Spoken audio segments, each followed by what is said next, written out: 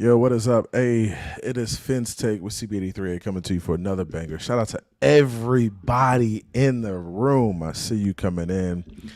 Do your boy a favor and punch the like button on your way in. Shout out to everybody in the chat. Shout out to the homie Canes who was in here first. Salute to the homie Canes. He says salute CB83 and everyone. Shout out to the homie Canes. We gotta go up for the homie Canes one time. Let's go.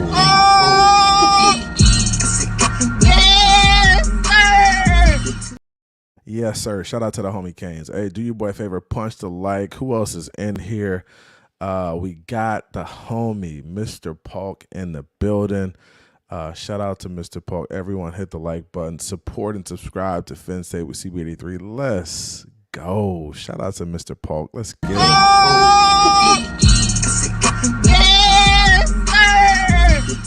Sir, Mr. Polk, let's get it. The homie, the member, new member to the gang. Shout out to the homie Pittsburgh Dolphins 72. He say he from the Berg. It's cold in the Berg. Still city in the Stang. Shout out to Pittsburgh Dolphins 72. We gotta go up for the homie Pittsburgh too. Let's go.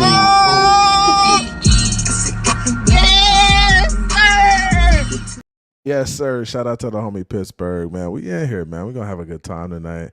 It's going to be fun. I'm popping some special bourbon I got on deck. Shout out to Mr. Polk, the homie Irv in the building. Irv says, what it do, CB83? What it do, Irv?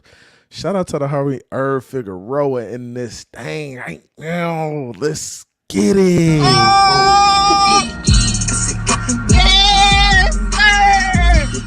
Man, y'all know how we go down on these Phins Take Fridays, man. Let's get this thing cracking. Appreciate y'all. We got 10 in the building. Punch the like button because we here.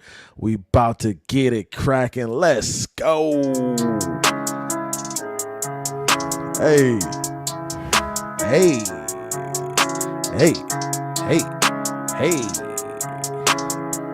Hey, shout out to X, man. He out of here. Hey. Yep.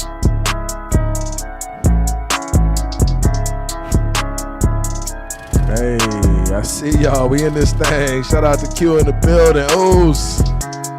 Oos, we in this thing. Oos. Let me turn my volume down. How do I sound? Give me the thumbs up if the sound's good. Q in this thing. Rex in this thing. Shout out X-Man. Top 5 Dolphins corner ever, I think. I like it. Thank you, X. Thank you for your services, sir. Hell of a Dolphin. Hey, man. Shout out to y'all. Shout out to everybody in the building. Hey, we here. Let's get this thing cracking. What is up? It's your boy CB83 in the building, repping the Miami Dolphins. What's good with y'all, man? I see y'all in the building. Audio is good. My boy's giving me the feedback. I like it. We solid. Appreciate everybody coming through, man. We're going to have some good conversation tonight. Hey, gonna be some good conversation tonight, man. I appreciate y'all pulling up on your boy. Man. It's gonna be fun, man. It's gonna be fun. We got some people coming through. It's gonna be a good time. I see you, Shake Money in the building. Gotta go up for the homie Shake Money. Fins up, fam. Let's get it, Shake Money. Let's go.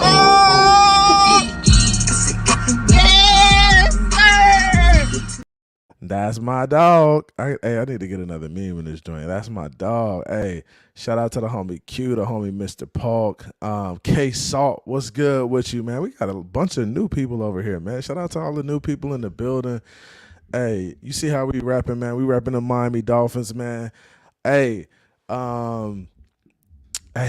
Paul says, what's up, Q? Hey, drop that $2 donation. Shout out to X, the Dolphins legend. Man, we gotta appreciate X and what he did for us, man. It's a hell of a ride with X, man. Hell of a ride. he ends up being released by the Miami Dolphins. He's gonna hit the open market. He gets an opportunity to go play somewhere else. But we gotta give let's give a moment of silence for X, man. He had a hell of a run for us. Moment of silence. All right, let's keep the party going, man. Shout out to the homie X. Hey, Q, I appreciate you with the $2 donation, man. Let's get it. Let's go up for the homie Q. Let's go.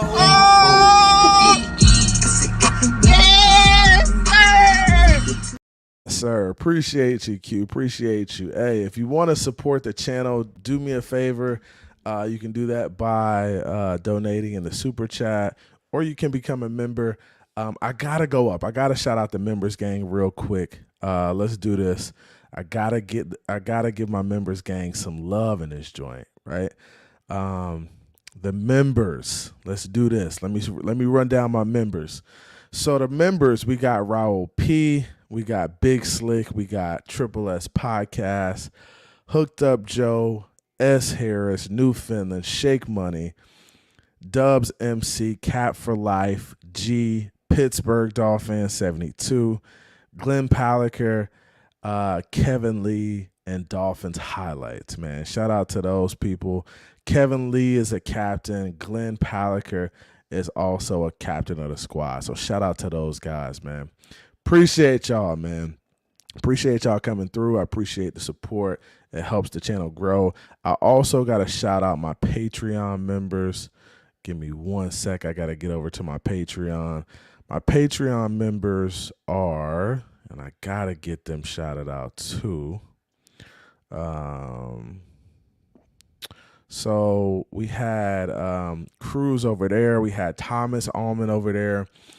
Hooked Up Joe was over there. Cruz Ruiz was over there. Andrevius Shaw was over there too. S. Harris was over there. Landon Timberwolves was over there. Frederick Dunlap was over there. My man Riggy. Shout out to Riggy too, man. Shout out to my homie Riggy, who always supporting the channel. So be sure to do that. Hey, also BetUS is one of my sponsors too. You can get the 125% sign up bonus by clicking that link in the description of the channel. And not only are you going to get the 125% sign up bonus once, now you're going to get it 3 times. So all you got to do is sign up by using that link in the description, and you get that 125% bonus for your first 3 deposits, which is a crazy deal. Nobody's really doing that right now. So shout out to BetUSA for being one of the sponsors. I appreciate everybody coming through. I see y'all. We about to get to this Miami Dolphins talk. I see Mr. Miami in the building. He says thunderstorms and hurricane winds in the building. Hey, ain't nobody worried about them afternoon drizzles. The little Miami team down there, the little college team, man. You know it's all about them Knowles, man. You know it's all about them Knowles, man. Stop playing. Shout out to Glenn Paliker in the building. Glenn, what's good with you? Rex in the building. Rex says, FinTech, I need a bowl. I've been loving this losing team for 38 years. You can't enjoy the regular season like this. It's tough, man. It's tough. And I think the Miami Dolphins are close to getting over the hump. And we're going to have some of these conversations. We got to have some of these conversations and talk about kind of like the state of the Miami Dolphins and where we go next, right? Because there are a lot of frustrated fans out there. And I get it. I really do get it, right? But on the other hand, I do also understand that winning a Super Bowl is very hard to do, right? The Chiefs are making it look easy right now, but they've done it for a while. And it's difficult to do. There's one team that wins every year, and then there's 31 other teams that are losers, right? So it's a difficult feat to accomplish. So it's gonna be something the Miami Dolphins are pressing for, right? And we're going to have this conversation about where the Miami Dolphins are right now and what's their thought process, because I think that's kind of an important thing to discuss, right?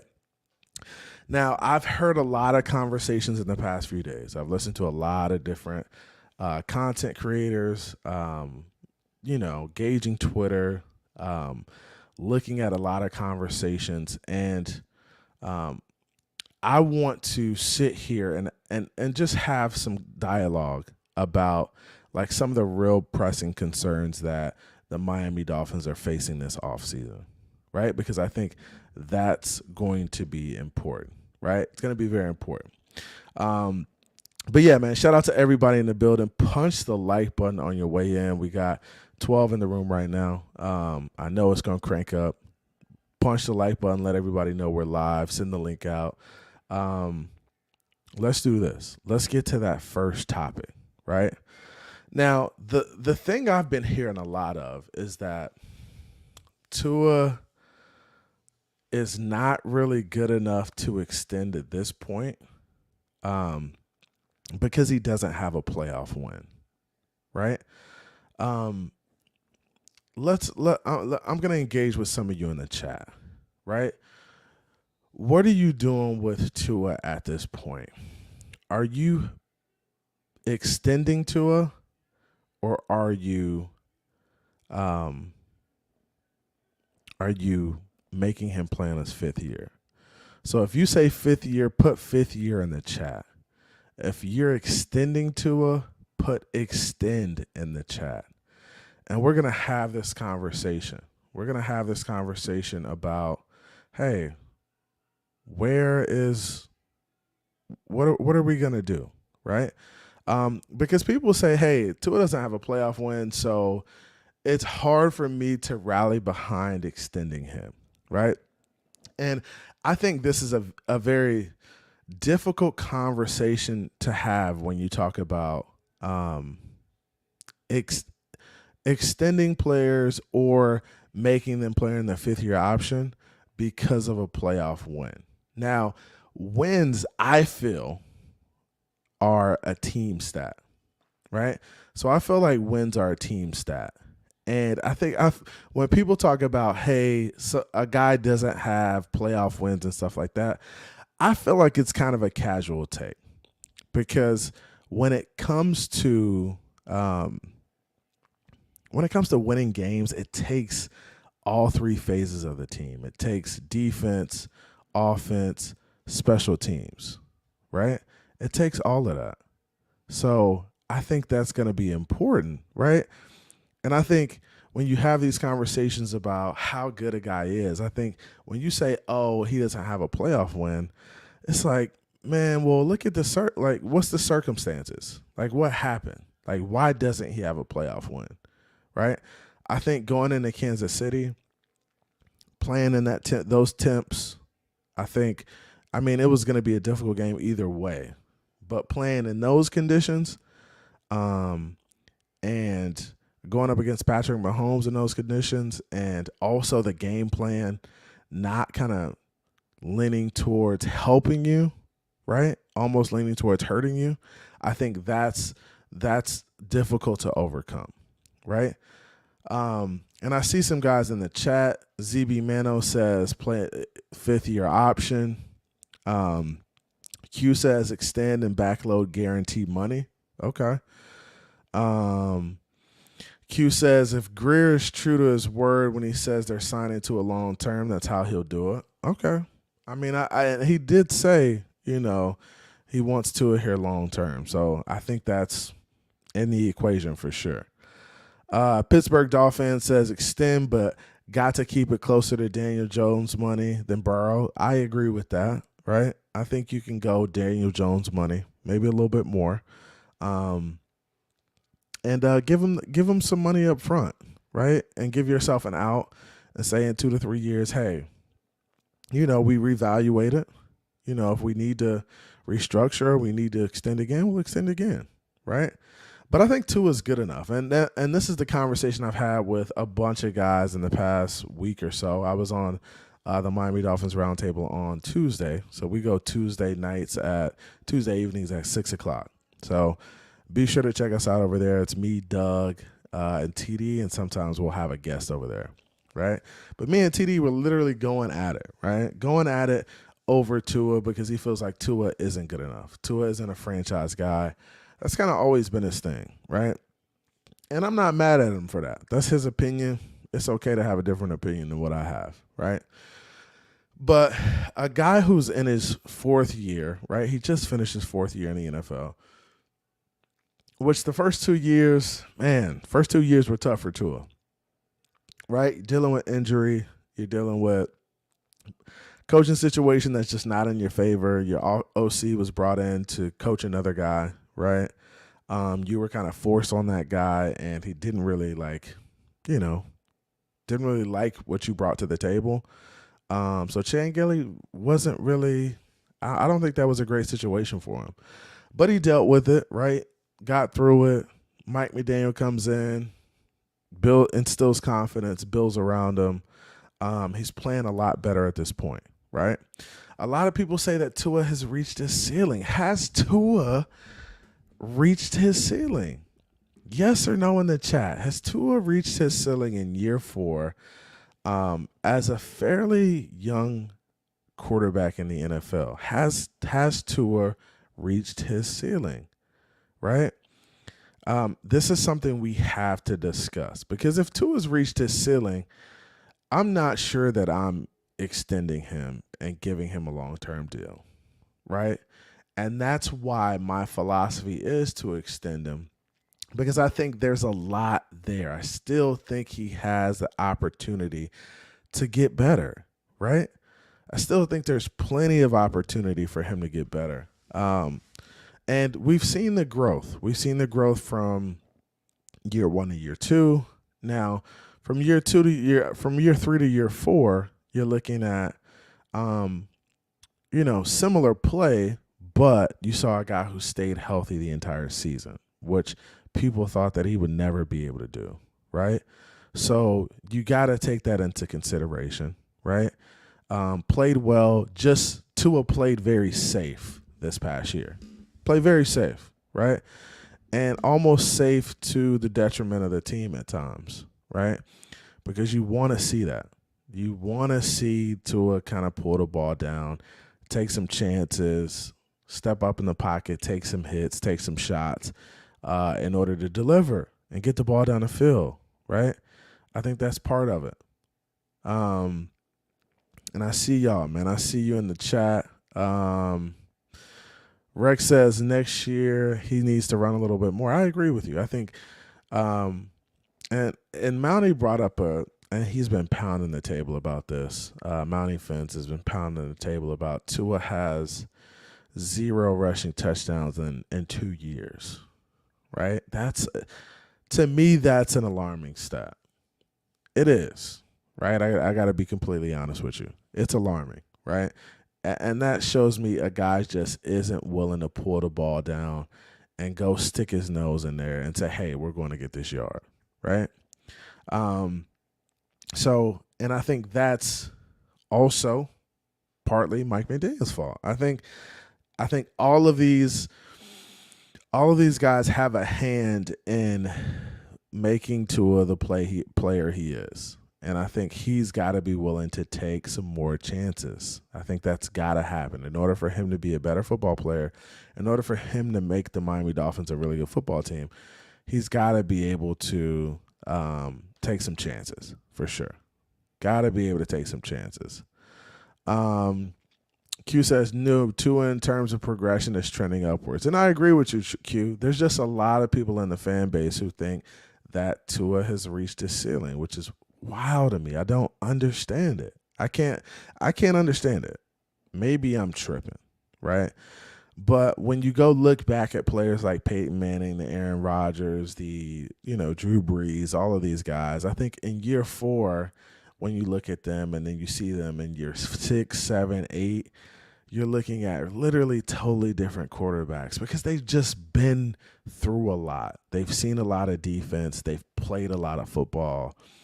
And I think that's what comes with playing in the NFL is like, not only are you playing games, but you're building confidence in what you're doing, right? I think Tua knows he can play at a high level, right? But now he just has to kind of elevate his game, right? And that comes with being a player, being coachable, having an honest assessment of your performance, And I know Mike McDaniels and Tua are having those conversations, about, how he played this season, right? When they go into the offseason, before they go into the offseason, these guys sit down, they evaluate how they played, they look at their numbers, they meet with their assistant coaches, right? They meet with their position coaches, and then they meet with like their coordinators, and then they also meet with the head coach, and they evaluate, hey, how did I play this season? What are things I need to do in order to get better next season? What's the future looking like in terms of money and contracts and stuff like that? And these guys want to get better. And I think that's half the battle right there, is that Tua really wants to be a good football player, right? He wants to perform at a high level. And it was good to see him in the offseason hanging out at the Pro Bowl, having a good time, enjoying himself. Because I think Tua needs to get around his peers more. He needs to hang around guys that are playing at a high level. I think all of that contribute towards you being a good football player, right? I think the offseason, you got to get outside your box a little bit. You got to go train with some guys you're not used to training with. You got to go hang around guys like the Mahomes, some of the good guys in the league. You got to take those trips. Hey, let's go throw, let's go do something, have a little QB camp or something like that. I think those things make a difference, and they kind of turn you into the player that you need to be. But you have to put yourself in those situations. If you're going to be stuck in your box in South Florida and you keep doing the same thing in the off season, you're going to continue to get the same results. So I think Tua's got to push himself for sure, right? And, people make it seem like I'm this huge Tua-neer. Like, all I care about is Tua being successful. Like, I want him to be successful because that's my quarterback. But I understand that he's got a lot that he could work on. A lot, right? That's always the case.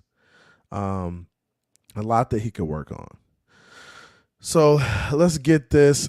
K-Salt says extend. Definitely have to pay him with in mind he hasn't performed in the playoffs. Yeah, I agree, right? And he's only had one opportunity against Kansas City. Hopefully we just put ourselves in a better situation next year. We definitely need that. Glenn says wins are a team stat, but the number falls on the quarterback. Okay, I agree with that to some extent. But it's still a team stat, though, right? So you kind of pointed it out initially. It's a team stat, but the number does fall on the quarterback, the head coach. And that's what they're looking at, right? Because those guys are the figureheads of the team, right? But it's still a team stat. It's still a team stat, and that's the crazy thing about it. Rex says next year he needs to run the ball a little more. I agree with you. And I think the Miami Dolphins next year need to be a more physical football team. And we're going to get into talk about that because I think that's honestly what the team is missing, right? I think the team is good, right? I think they can make plays, right? I think they do a lot of things well, right? So they do a lot well, but there's also a lot that they can improve on, right? And I think they're very close. A lot of people say the Miami Dolphins are kind of far off from being one of the top 5 teams in the league, right? But I think they're very close. I think they're close. Now, close when healthy, right? When healthy, we're close. When we're not healthy, it's tough, right? So it's funny how the first thing G. Roman said to improve Herbert is limit his decision making by adding a run game. John Harbaugh will play Herbert like Daboll, play Daniel Jones, limit his passing to help the team win. And I think that's where Tua is as a quarterback too. I think Tua has to have a cap on his passing. Like, Tua isn't the type of quarterback that's going to throw the ball 30 to 40 times and win you a game, like every game, right? There may be some one-off games where he needs to do it and he could still win you a game, right? But I think in order to consistently win, right, and consistently put us, and that's Mike McDaniel's job as a head coach. Mike McDaniel's job is to put his players in a position to be successful, right? And if I'm Mike McDaniel and I'm looking at this team and I'm looking at the way the team is built, I gotta find a way to limit Tua's attempts. And every attempt that he does take, it's gotta be very calculated. It's gotta be dialed in, and we just gotta be efficient with the attempts that we get, right? So if we get 30 attempts a game, we need to hit on 25 of those, right? We need to have a high completion percentage.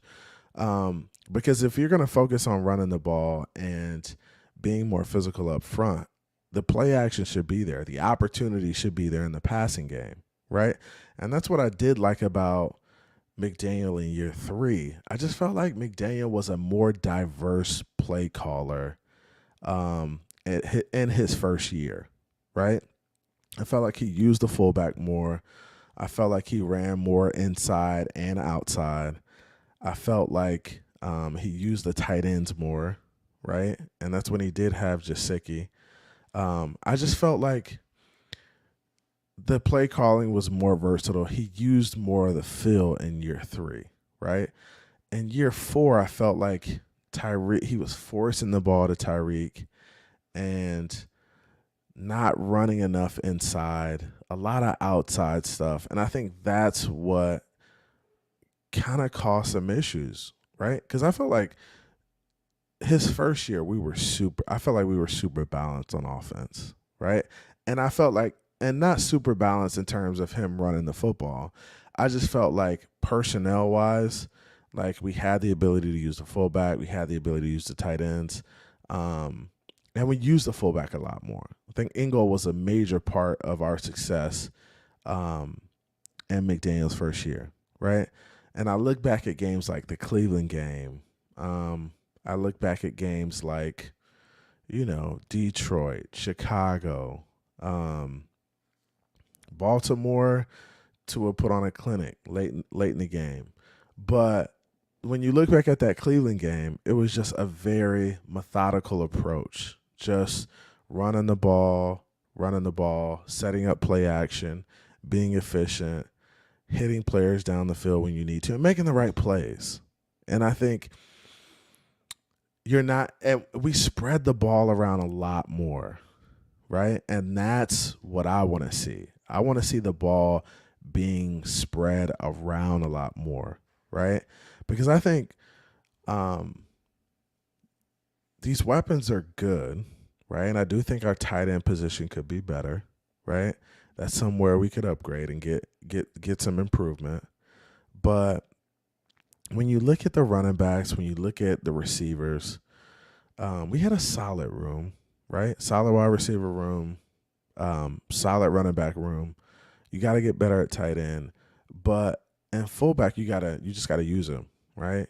And that's where we were, man. I think this team is very close. This defense is gonna look a lot different, and like I said, we talked about X earlier in the show. X is gonna give us some cap space with the cut. X was a great player for us.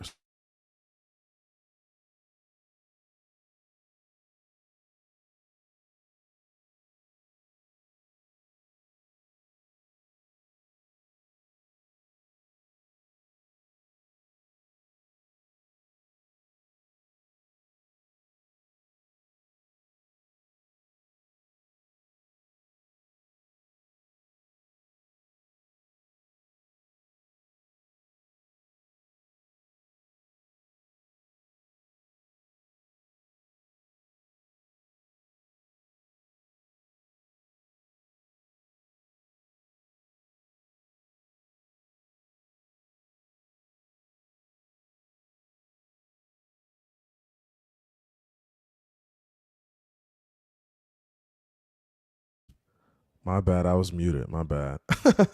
So back to it, man. But so like I was saying X. Now X, good player for us, right?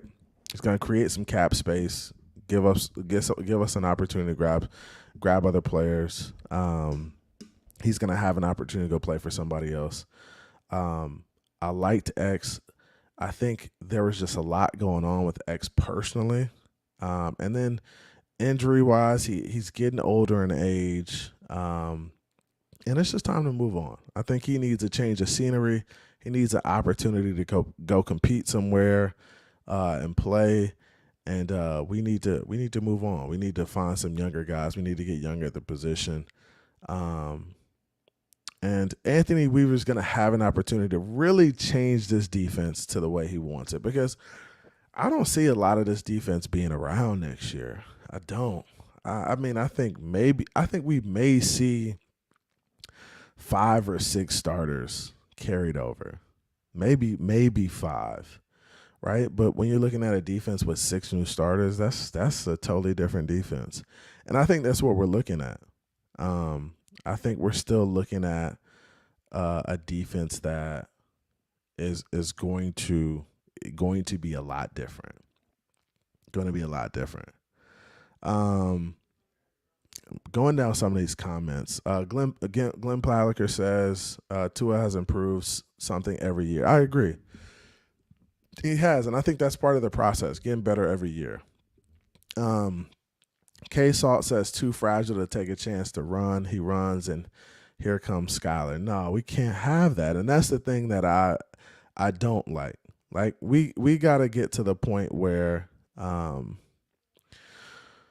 Tua isn't Bubble Boy. We can't do this. We can't play this game with Tua where he becomes a Bubble Boy situation, right? You got to be able to run a quarterback sneak, and you got to be able to pull the ball down and get loose sometimes, right? And I saw it in some games where he was willing to take that chance, pull down the ball, and take off. But it's got to just happen more often, right? It's got to happen more often.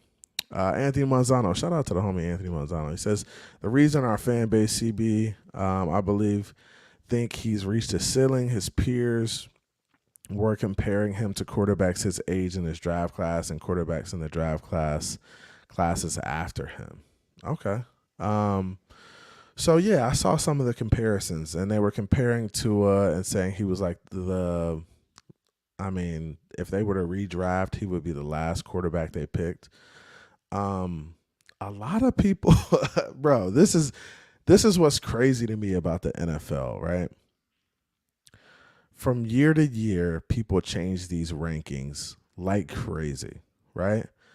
Last year, people would have had Tua ahead of a lot of those guys, right? Especially before Jalen Hurts got to the Super Bowl, right? They had Tua over Jalen Hurts. They had Tua over Jordan Love. They had Tua kind of right behind maybe Herbert and Burrow, right? Now people are putting Jordan Love over Tua, right? They're putting everybody over Tua except maybe Jalen Hurts, right? When it comes to these quarterback rankings and where he ranks in his draft class, I think Tua is maybe second or third, right? And people will say, "Oh, you're crazy, CB. Like, what? Like, Jordan Love played out of." I understand how Jordan Love played. I mean, this is really his first year taking all the reps, taking all the snaps for the Green Bay Packers.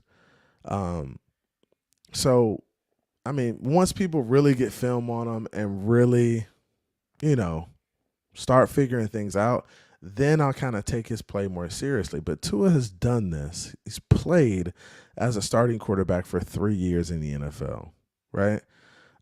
So people have film on Tua. They know what he likes to do. They know his tendencies. They're trying to take it away.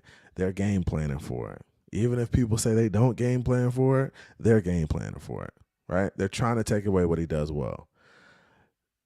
Tua is not the 5th or 6th ranked quarterback in his draft class. And if you listen to that, you just don't know ball. Or you're just listening to the national pundits. The national pundits see Jordan Love and what he's doing now. And they're like, oh, he's the best quarterback in the class. Like, what are we what are we talking about? Really? Jordan Love is the best quarterback in that draft class? What? Bro, what are you talking about, man? I don't get where these people are coming from with this stuff, bro. I really don't understand it. It's crazy to me. The way they make these rankings, the way they come up with this stuff. How is Jordan Love the best quarterback now? And maybe you're not saying it, even if you say he's second or third. Like, bro, you're not watching the game. If you go back and watch the Green Bay game and the playoffs, Aaron Jones carried their Green Bay Packers literally on his back. Aaron Jones carried the Green Bay Packers. Jordan Love did make some throws, but you know why he was able to make those throws and connect? Because they were afraid of the run game. They were terrified of it. Aaron Jones was gashing them, right? Go look at the game and go watch it again, right? The throws he was making, Tua can make all those throws, right? When you got a running back like Aaron Jones toting the rock and he's getting 5-10 yards a clip, right? And then you go to throw it, should be wide open. I'm telling you that right now. It'd be wide open. So that's some of my thing. It's like, bro, y'all be jumping on these quarterbacks. He threw 23 times in the game. It wasn't like he was out there slinging it around the yard. I think Aaron Jones might have had 150, $150 or something like that. Bro, we got to be a little bit more realistic when it comes to these quarterbacks, man. Y'all be jumping on these. Boy, y'all be jumping on these bandwagons so quick. Y'all be jumping on the bandwagon so quick. Let me get back up to these comments. Let me see. And then producing in the playoffs like CJ Stroud. That's why I believe some of the fan base thinks Tua has reached the ceiling. CJ Stroud has had a good rookie year. A really good rookie year, guys. But there have been a number of quarterbacks who had great rookie years like that. Justin Herbert had a great rookie year. Fantastic, outstanding numbers. Where is he at now? What are people saying about Justin Herbert now? Right? And I think in order to really get a good sample size, you got to give these guys at least 3 to 4 years before you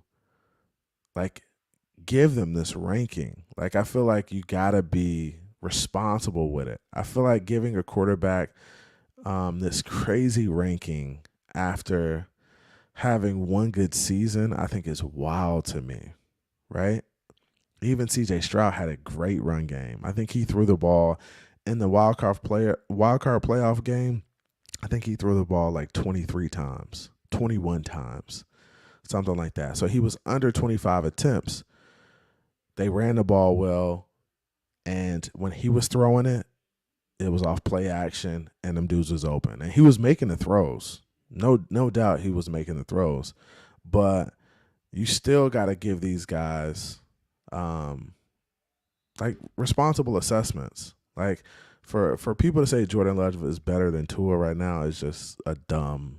You don't. I don't think you know ball like that. You might have watched Jordan Love for 1 year and be like, oh, he's a good player. Yeah. You might have watched 1 or 2 games and be like, oh, he could throw the ball.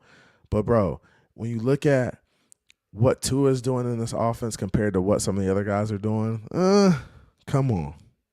Let's go, man. Y'all got to really put the film on. Put the film on. That's really what it come down to. Put the film on.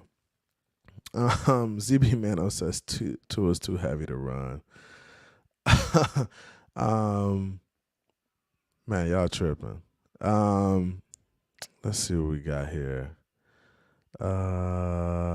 ABAB says, I still think we need a more physical running back like Wisconsin running back Braylon Allen or Notre Dame running back Audric Estime. Okay. All right. I like Benson from Florida State too. He's a dog. and he's one of my Seminoles. I mean, I think the Miami Dolphins do still need a running back. I just don't know if drafting one is the answer, because I don't like having the young running back duo, right? I don't want an A-Chain and another young guy. I want A-Chain and an experienced guy. That's what I want. I need A-Chain and an experienced guy. Derrick Henry would be ideal. Alabama guy, has a relationship with Tua. That makes sense to me, right? That makes sense to me. I think Derrick Henry wants to be a Dolphin. He even said he wanted to be drafted by the Miami Dolphins. I think bro wants to get back home. He's a Florida boy through and through. I can see him coming to Miami, enjoying this weather, getting back to the hometown, and not hometown, but home state, and just doing work, bro. I think he could go crazy down here. I think he could go crazy. Irv says Tua isn't the worst quarterback in the 2020 draft class. That's nonsense. That statement was not by the masses. That was Rick Spielman, who was a failed GM, especially with us, who made that list. But there were other guys, Irv, who were saying like Tua was at the bottom of the list, right? And not bottom, but maybe he was second to last, right? You put him ahead of Hurts or somebody like that. Man, y'all not telling me he's a second to last. Y'all not telling me Jordan Love's better than Tua right now. People just a couple years ago was killing Jordan Love and his play on the field. People just a couple years ago, before Philly went on that run to go to the Super Bowl, people was killing Jalen Hurts. And they killing Jalen Hurts after last year, right? After the failed attempt last year. They killing him after last year. So for people to put him ahead of Tua, that's wild to me, man. It's wild. It really is wild to me. Yeah, man. So that's that, man. Let's get into another topic too, because there's a few things I want to touch on. Question for you guys.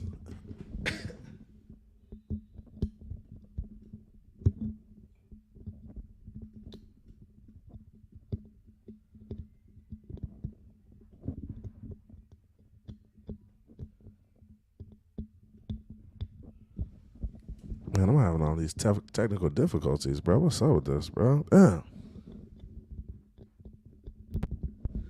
They're killing me tonight. Yo, hey, so question for you guys. Here we go. So the question is, if the Miami Dolphins don't win a Super Bowl next year, do they blow it up and start the rebuild?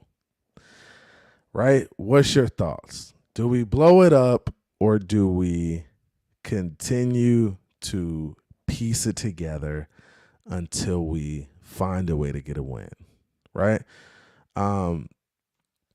What's your thoughts on this? And put in the chat, hey, blow it up or continue to rebuild. Or not continue to rebuild, but continue to plug and play. Because I hear some conversations out there like, hey, if the Miami Dolphins don't win a playoff game or win a Super Bowl, and we're talking about Super Bowl, if they don't win a Super Bowl next year, blow it up, start it over, and reset it, right? I hear a lot of people having these conversations like the Miami Dolphins should rebuild right now. They should trade Tyreek. They should trade Waddle. I don't know where these people come up with this stuff, bro. In listening to the Miami Dolphins fan base, you just gotta, man, sit your dumb ass down and shut. Man, some of these people are crazy, bro. They are. These GMs, Dre. Bro, I'm glad y'all ain't my GM. I'm just really happy that there are people who get paid millions of dollars to do this, and there's not casuals who just can go in there and do these jobs, because we would be in a sad state as Miami Dolphin fans if some of y'all were the GMs. It would be crazy. It would be crazy. I hear a lot of talk about trading Waddle, trade Tyreek now, right? What? Like, so, so you gonna trade the best player on the team, one of the best players on the team, to do what? What are you to rebuild? Man, sit your dumb ass down and shut up. I can't do this with y'all, man. I can't do it with y'all. Some of y'all gotta figure it out, man. The Miami Dolphins. If I'm gonna be handcuffed to anybody, I'm gonna be handcuffed to Tyreek, and that's what Omar said too. He said, "If I'm handcuff me to Tyreek, he's the best player in the NFL. He's the most dynamic weapon in the NFL, and you can say he's getting older, right? But he's still playing at a super high level. It's just tremendous output." So you can't, anybody saying trade Tyreek is just wild to me. That's what makes the team go. And I think if you add in a more physical run game and you establish that as a presence and you run the ball to open up the pass, I think this team becomes so much more deadly. I think it becomes so much more deadly if you're in that position. If you can get to the point where you just focus on running the ball to open up the pass, it's going to be a problem for defenses, right? And you saw how potent we are. I mean, we were when we were running the ball well. Just imagine if you could do that week in and week out, and it carries over into the playoffs, because I think that's the problem with the Miami Dolphins offense is that it just doesn't travel well, right? Doesn't go on the road well because of the weather and because of the sound in other stadiums. And you're not physical enough, right? So I think if you get more physical up front and you establish yourself, I'm going to get a drink because it's Friday night, man. But if you establish yourself, become a physical presence, it makes things a lot easier for you. And guys, I'm drinking some Willet tonight. This is called a Willet Purple Top. It's not, there it is right there. But Willet Family Estate Bourbon, this stuff is fantastic. 130 proof, 130.8, 65% alcohol, aged 9 years. I need some Kentucky homies. Where my Kentucky family at? Because I need the Kentucky plugs. That's where the bourbon's at. But Willet, one of my favorite distilleries for sure. We need to get them a sponsor to show or something. I've been there a couple times. We did a private dinner there. Willet also has the best burger on earth. So they have a bar on the premises, on the distillery premises. Best burger you'll ever get in your life. Bardstown, Kentucky, at the Willet Distillery, man. So cheers to you guys on a Friday night, man. A little bourbon.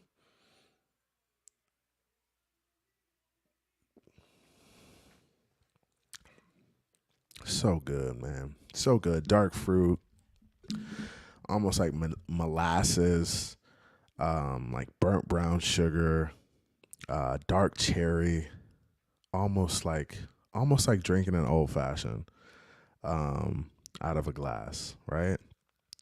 Usually with an old fashioned, you got to do, some simple syrup, the dark cherries.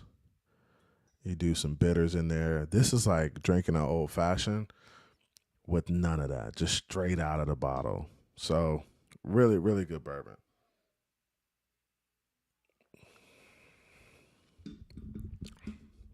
Yeah, man. Shout out to everybody in the chat. Hey, cheers, fam. Cheers, cheers, cheers. Appreciate you guys. So yeah, man. I'm not blowing this up, man. I'm not blowing it up. This team is good. We got to get over the hump. What my man Irv say? Irv says, I think that X is on the decline, and his reoccurring growing injuries have been put a hamper on his production and his play. And now his foot injury ended this season in 2023. He has not been the same. He hasn't. He's definitely been on the decline. And that's what I think too. When some guys are like injured and banged up, and they're with a franchise, and they're just kind of seen as that guy as being like, complaining about injuries and stuff like that. I think it's time for a change of scenery. Like X needs to go somewhere, start fresh. Nobody knows him. Nobody knows his. They're going to know his injury history, right? But nobody knows how he's dealt with injuries, and he just gets a fresh start. And maybe he comes back and plays well next year. Because I've seen that. I've seen guys rejuvenate their careers by going to another team. I think change of scenery, you can't underestimate a change of scenery for a guy, because it really motivates them to be better. They got to move away from their family, or they got to move their family away from what they're comfortable with, and they got to go play. Like, they got to compete. And I think that's what some guys need in the NFL. They need a new opportunity, and that's what our defense is going to be too. Our defense is going to be it's gonna be different. So it's gonna be a lot of guys, a lot of fresh new faces in the building, really competing for an opportunity to get out there and make plays. So looking forward to that. ABAB says, I like FSU running back Trey Benson also, but he'll go early, maybe second round. We're not taking an RB in the second round. I agree with that. Benson's a dog though. Bro, nasty. Bro, super nasty. Player since 2021 when he had 15 INTs, was AP first team All-Pro, and was two-time Pro Bowler. Yep. X had some good years. Back then, that X was unstoppable. He is not that guy anymore. And I think we can all agree with that. X just ain't that dude no more. He's just not that guy anymore, right? Still a good football player, right? He's still a really good football player. He's just not that guy that he once was. He's not that ball hawk. Like X used to be to the point where he was running the routes for the receivers. Now he's chasing behind them and trying to make plays. And I think that's the difference between where X was, right, and where he is now, right? Definitely. Sean Davis, what's good with you? Says they need to focus on the O-line, re-sign Hunt, draft a center and guard or left tackle, and get a true tight end one. I like it. I mean, I'm just to the point with this offensive line where I'm tired of like shuffling. I'm tired of shuffling. The shuffling is getting on my nerves, right? I want to get to the point where we have 5 guys in and they're playing consistently for the duration of the year. Now, guys, I'm cool with one guy being out here and there because of an injury, because that's reasonable, right? But when you got one guy go down for 3 weeks and another guy go down the next week for another 3 weeks, and then another guy go down after that for the season, like, Bro, you're not winning like that. In the NFL, like, I want y'all to understand this. Like, the players behind the first string players, there's usually very large declines. It's usually pretty large drop-offs. Now, if you get to the point where you have some guys who can, come in and make some plays while guys are out for a game here, a game there, you're solid, right? But when you got 2 to 3 guys out for 4 or 5 weeks at a time, you're going to struggle. And that's what the Miami Dolphins have been doing. It's been a bunch of patchwork. And that's the reality of what's going on with the Miami Dolphins. Irv says, I think it was a great decision by the Dolphins to release cut Ogman, cut release by the league year. That's going to clear time of cap space and potential to, yeah. So Tua's going to get his extension. I see it. We see it coming now, right, with the moves that they're making. ABAB says, what kind of contract would you give Tua? I think Tua's around $45-50 million a year. Maybe 175, 180 guaranteed. Front loader, give him his money. And then give yourself an out. Put a bunch of injury stuff in the contract. Put some incentives in there. Make him earn it, right? I think that's realistic. I think Tua would think that's realistic too. But I think he's got to be willing to be reasonable too, because he's still the quarterback. We got to put a bunch of stuff around. So that's my thing also. You still got to put a lot around him. So that's why I don't. That's why I can't say like, oh, you got to. We can't give you all the money to it. Nah, you can't get the bag. You can get the bag, but you can't get the bag. Definitely can't do that. Sal says every team in the East is going to look different. Yeah, I agree with that. Somewhat. I think we're all going to look different. Christian Wilkins. I don't know. I think it's looking like Christian Wilkins might get that tag, guys. I don't know. It's looking like he might get the tag. I honestly, for 19-20 mil, I don't know. I might let Christian go test the market. Put him on the transition and let him test the market and see what he gets. I don't know. I think in order for us to let Christian walk, we got to have a legitimate backup plan. And I don't think that legitimate backup plan is going into the draft. I think you got to find somebody who can play there right now and that's established, right? I don't see us picking up anybody high, in the draft that's going to take Christian Wilkins' spot. I don't see that. I think if anything, we're looking at edge, or we're looking at offensive line, or we're looking at maybe another corner. I mean, the way our corner situation is setting up right now, boy, we're going to need some help back there too. So, yeah. Sean Davis says we had our starting line for one game, and that was Denver. Yeah, bro. It's just a crazy situation for the Miami Dolphins. A real crazy situation. Let's get to another one of these topics.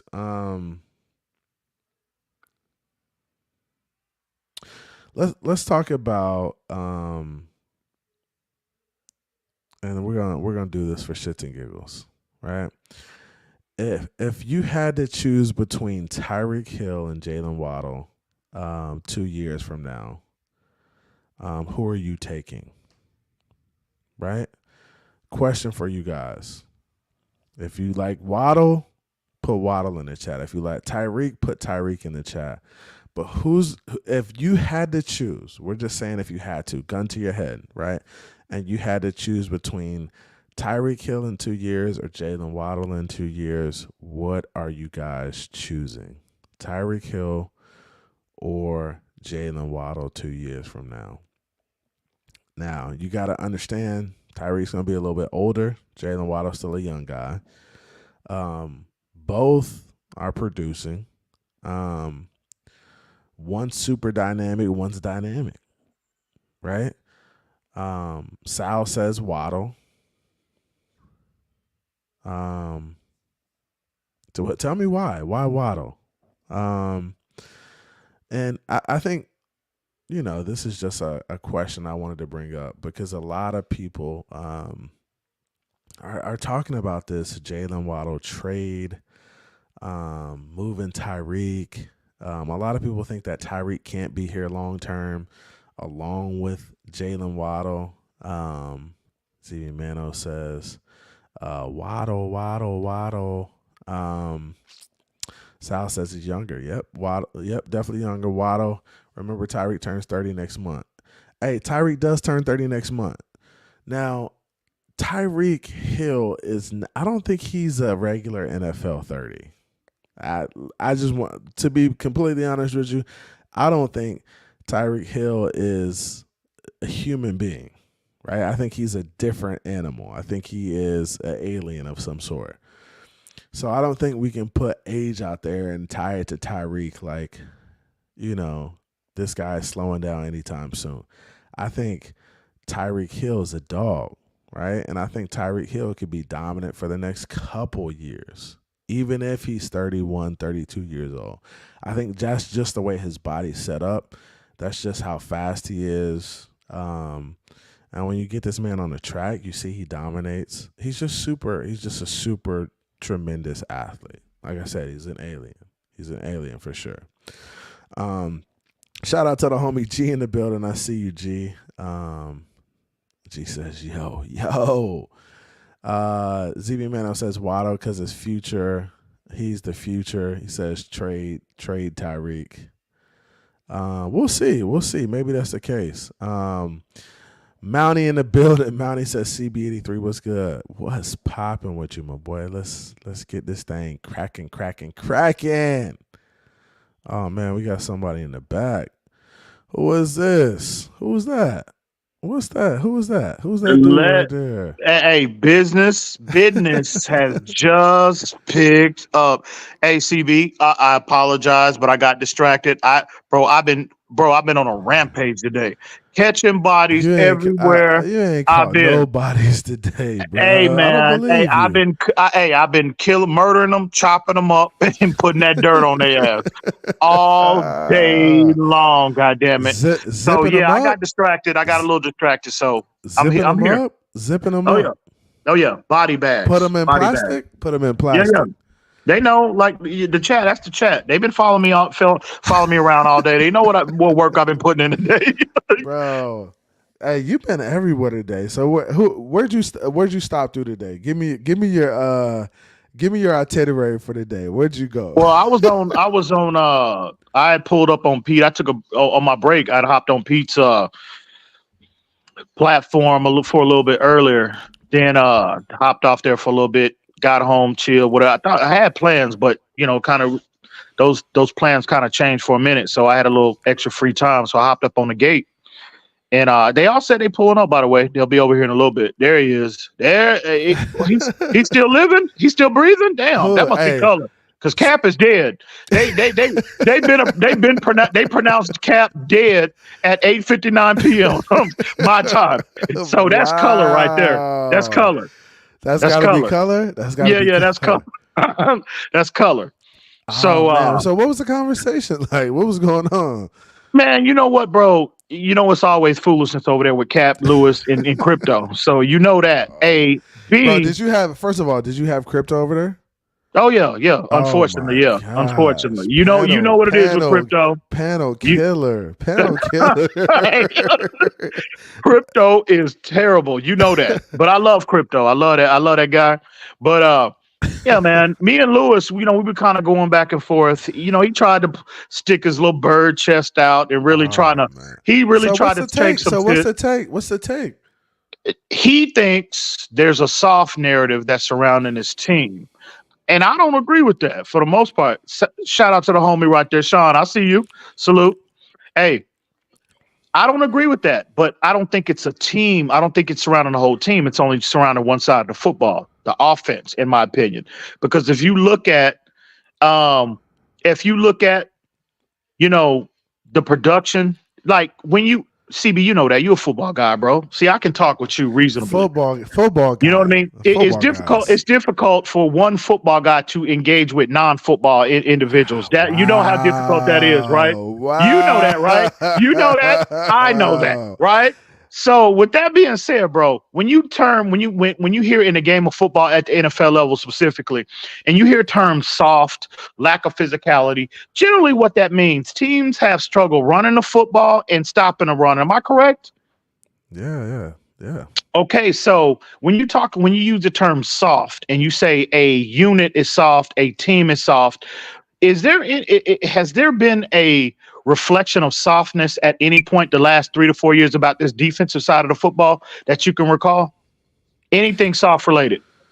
Nah, that's not been a narrative. No. Thank you. So that's Hasn't the been a point that I narrative. was trying to make with Lewis as well as others. Cap, Master Cap over there leading the way, and Lewis and Crypto crashing out, right? They just doing the Master's wishes, and the Master's they doing exactly what the Master said, right? They crashing out for him, and that's fine. Oh, They crashing out for him, and man. that's fine. Keep doing what you're doing, right? So that's the only point that I was trying to make. Now, offensively, I don't necessarily think it's all a personnel issue. I think it's more philosophically is Mike McDaniel's approach can be deemed as soft, in my opinion, in particular when you're facing, upper tier, more power-based teams like the last 4 teams that were in the playoff. Hey, somebody decided to pull up. What is I up? I heard. just wanted to hear. Hey, I just hold up. wanted to hear the cap that's going on. That's it. Man, That's I heard somebody caught a body. Hey, y'all boys ever seen a dead body? Where was that at? Where did it happen? EM said it was body bags. That's what he said, bro. Well, again, Plural. He said bags. Plural. I like to see dead bodies too. I just want to know where were the bodies at, because Well, everywhere I've been today, everybody's been safe with no bulletproof vests. Safe in the day. There was no fire. You know what's crazy is that I saw that TFTG logo in the chat. Shout out CB. Pulled up just a little ago. That can't be Cap, because they pronounced Cap dead at 8:59 p.m. my time. So that's got to be color, right? That's color, correct? That can't be Cap. Killed that man. Nah, I murdered that man. I murdered that man about 35 minutes ago. So dang, like that. I don't know nothing about that. Hey, hold up. They saying, hey, Mark Jones said, don't let him lie. Ian been getting cooked all day and night. Hey, talk to him. Talk to him, Mark Jones. Man, he said, drop the Desi Banks on him.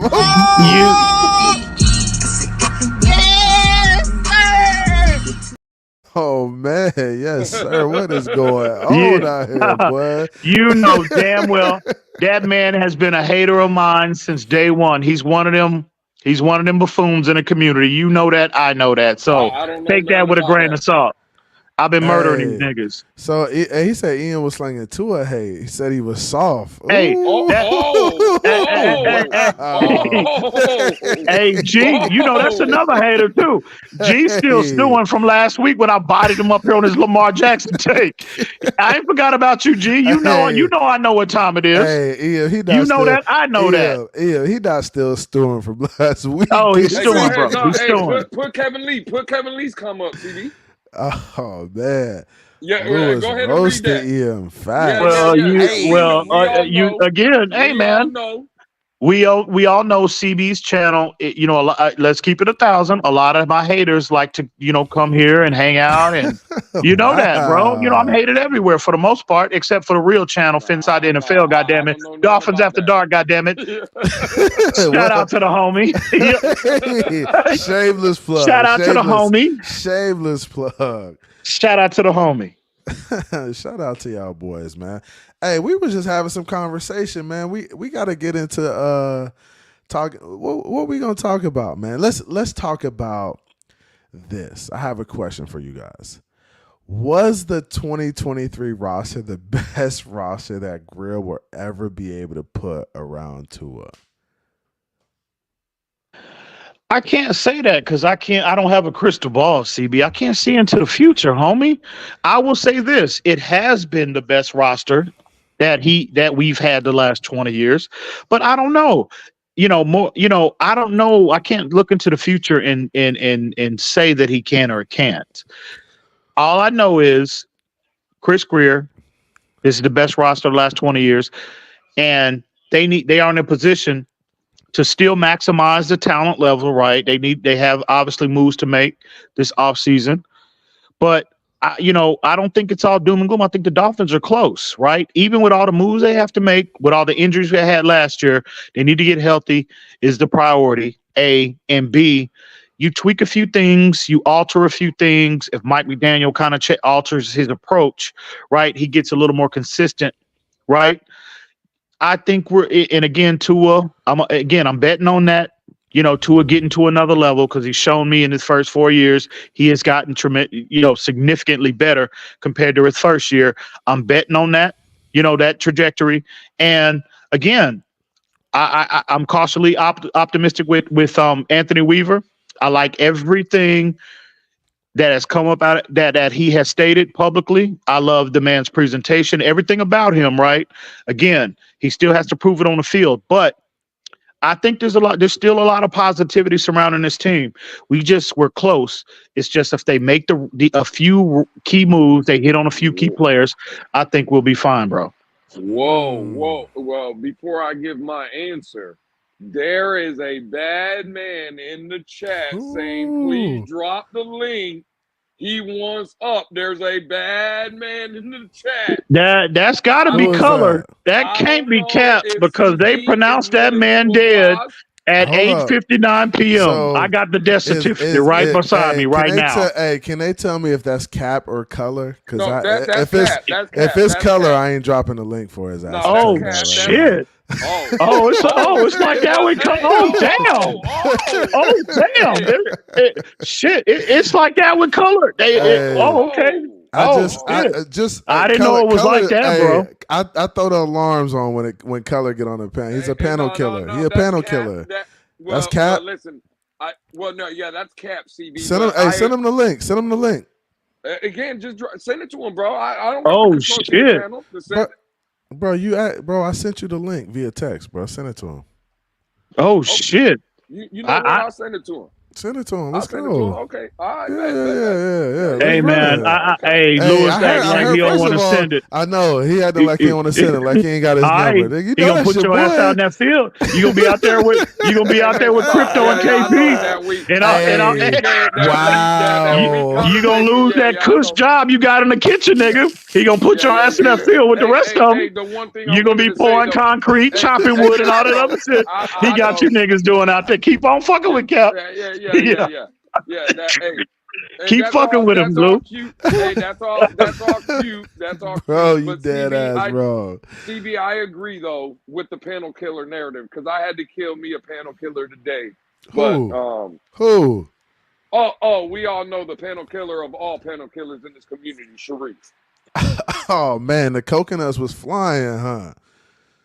Okay, man. Absolutely terrible. Absolutely terrible. The man is trapped. Let me say it again. I said it on YouTube earlier. I'll say it again. The man is absolute trash. Afraid of color. What? The man has been trash. He's always trash. The man is horrible on I'm gonna address this comment, man. CB afraid of color? I kill color. Man. I kill color every time I see him. Man, sit your dumb ass down and shut. Man, what's wrong with these dudes, man? It's up with color, huh? Okay. All right, I get it. Hey, man, Cap got the link. What's up, man? He running. Where Tony at? Tony was in there.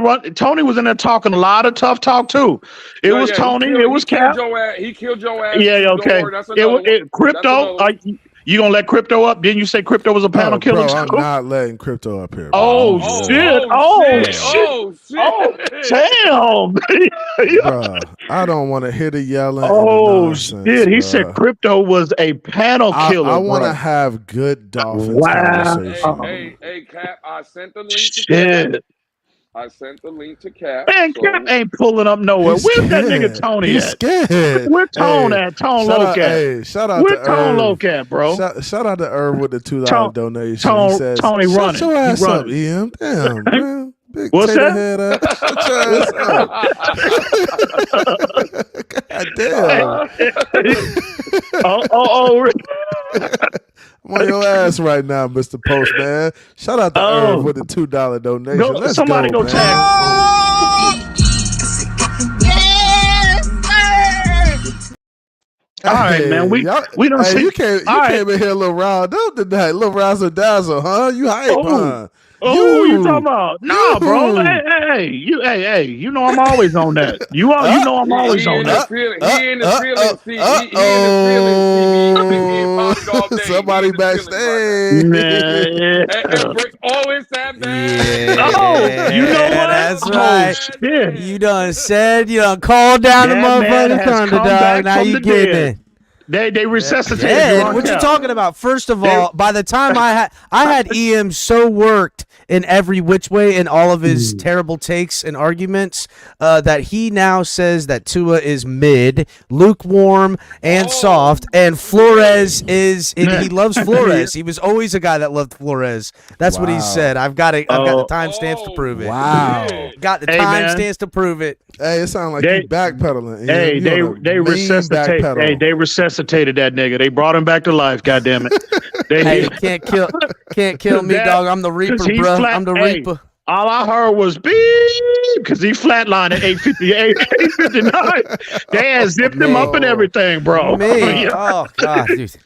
What was the conversation, man? Are we continuing this conversation? Because I heard something. No. Well, I heard something about this, right? I heard that the physical narrative wasn't a thing, and that bothered me a little bit because the Miami Dolphins, when you take the approach, right? If you're an offensive coaching staff or you're an offensive play caller, and you would take the approach, of throwing it on 3rd and short instead of just pounding it for 1 yard, you're not a physical offense. Like you're not, and your mindset isn't a physical. It's not a physical mindset, right? Yeah, so I think we're in agreement. And that's a problem with the Miami Dolphins because what happens is when you go on the road in the playoffs, and you go into other stadiums, you got to find a way to get those short yardage situations. And you do it by running the football. You can't do it by passing the football. Passing the football on 3rd and 1 and 4th and 1 are very low percentage plays. There's a lot that can go wrong, right? Protection, throwing the ball, catching the ball. The defense is and that ain't a good way to clock manage a game either. If you're trying to extend drives and it's late in the second quarter and now you miss on a pass, you stop the clock. They don't got to burn a timeout. There's all those problems that get in there as well. We've seen that problem. Exactly, and that's where you got to miss me with the Miami Dolphins physical narrative. It really is a thing, and I don't know what it is with Mike McDaniel, and I think sometimes young coaches look down on running the football. Like I feel like a lot of these young coaches think that throwing the ball is the way of the future, and they think it's the best way, and they look good doing it, right? They feel like, oh, this guy has a crazy passing attack, so he's a great offensive mind. So they kind of throw the run to the wayside, but it's like, bro, this is the NFL. It's not college, right? College, you can get away with doing that. NFL, you still got to find a way to pound the ball and get short yardage. So when people say, oh, the physical thing is just a narrative, that kind of bothered me when I heard, I think it was Lou saying that. Like it's not really a thing. Bro, that's a thing for this offense for sure. Like it's legit. It's a legit concern. And I think you got to become a more physical football team in the trenches, or you're going to continue to struggle in the playoffs. No one is making that argument, right? Because I agree with you, just like I agreed with EM earlier, right? But where I'm coming from, that's not holding this team back. We could paint the picture and make it seem like that's what's holding this team back. CB, I'll go back to your earlier question when you asked, is this one of the best rosters or could this be one of the best rosters? Absolutely, right? Now, injuries kind of derailed this team as well. Yeah. But for me, I just think what's holding this team back is the mental standpoint of this team is weak. That's when I say this team is soft, it's not from a physicality standpoint where we want to just, we got to run the ball here and stuff. Again, take all that aside.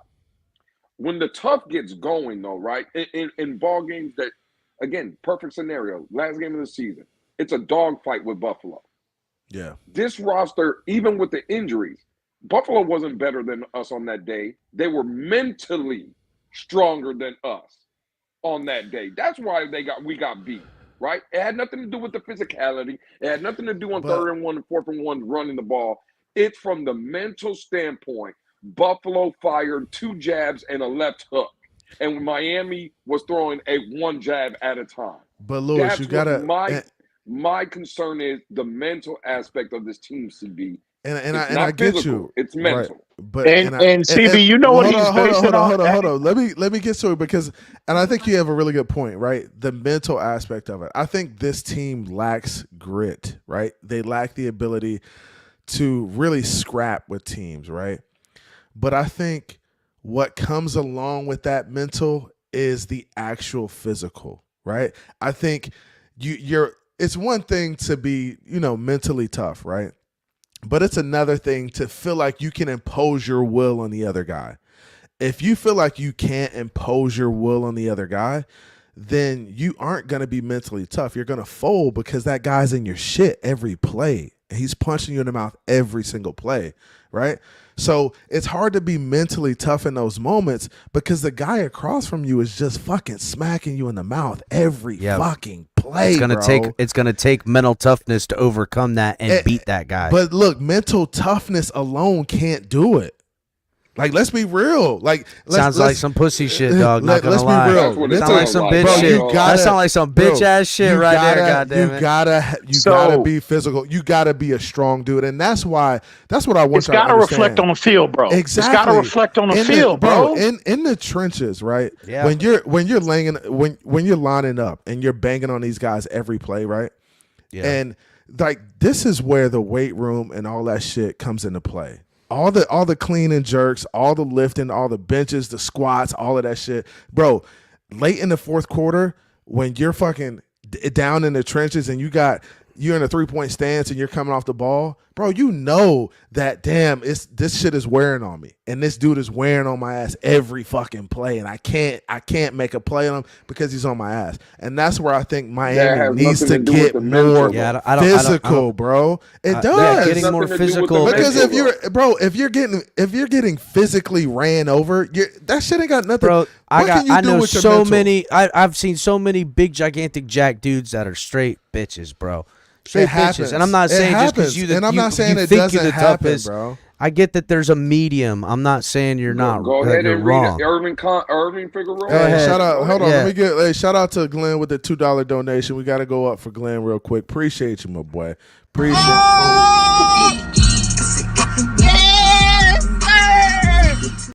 Glenn says last time Miami had a physical team was in the 70s. We haven't been physical. We need to get there. Okay, that's fine. I remember physical defenses in the 90s. There you go.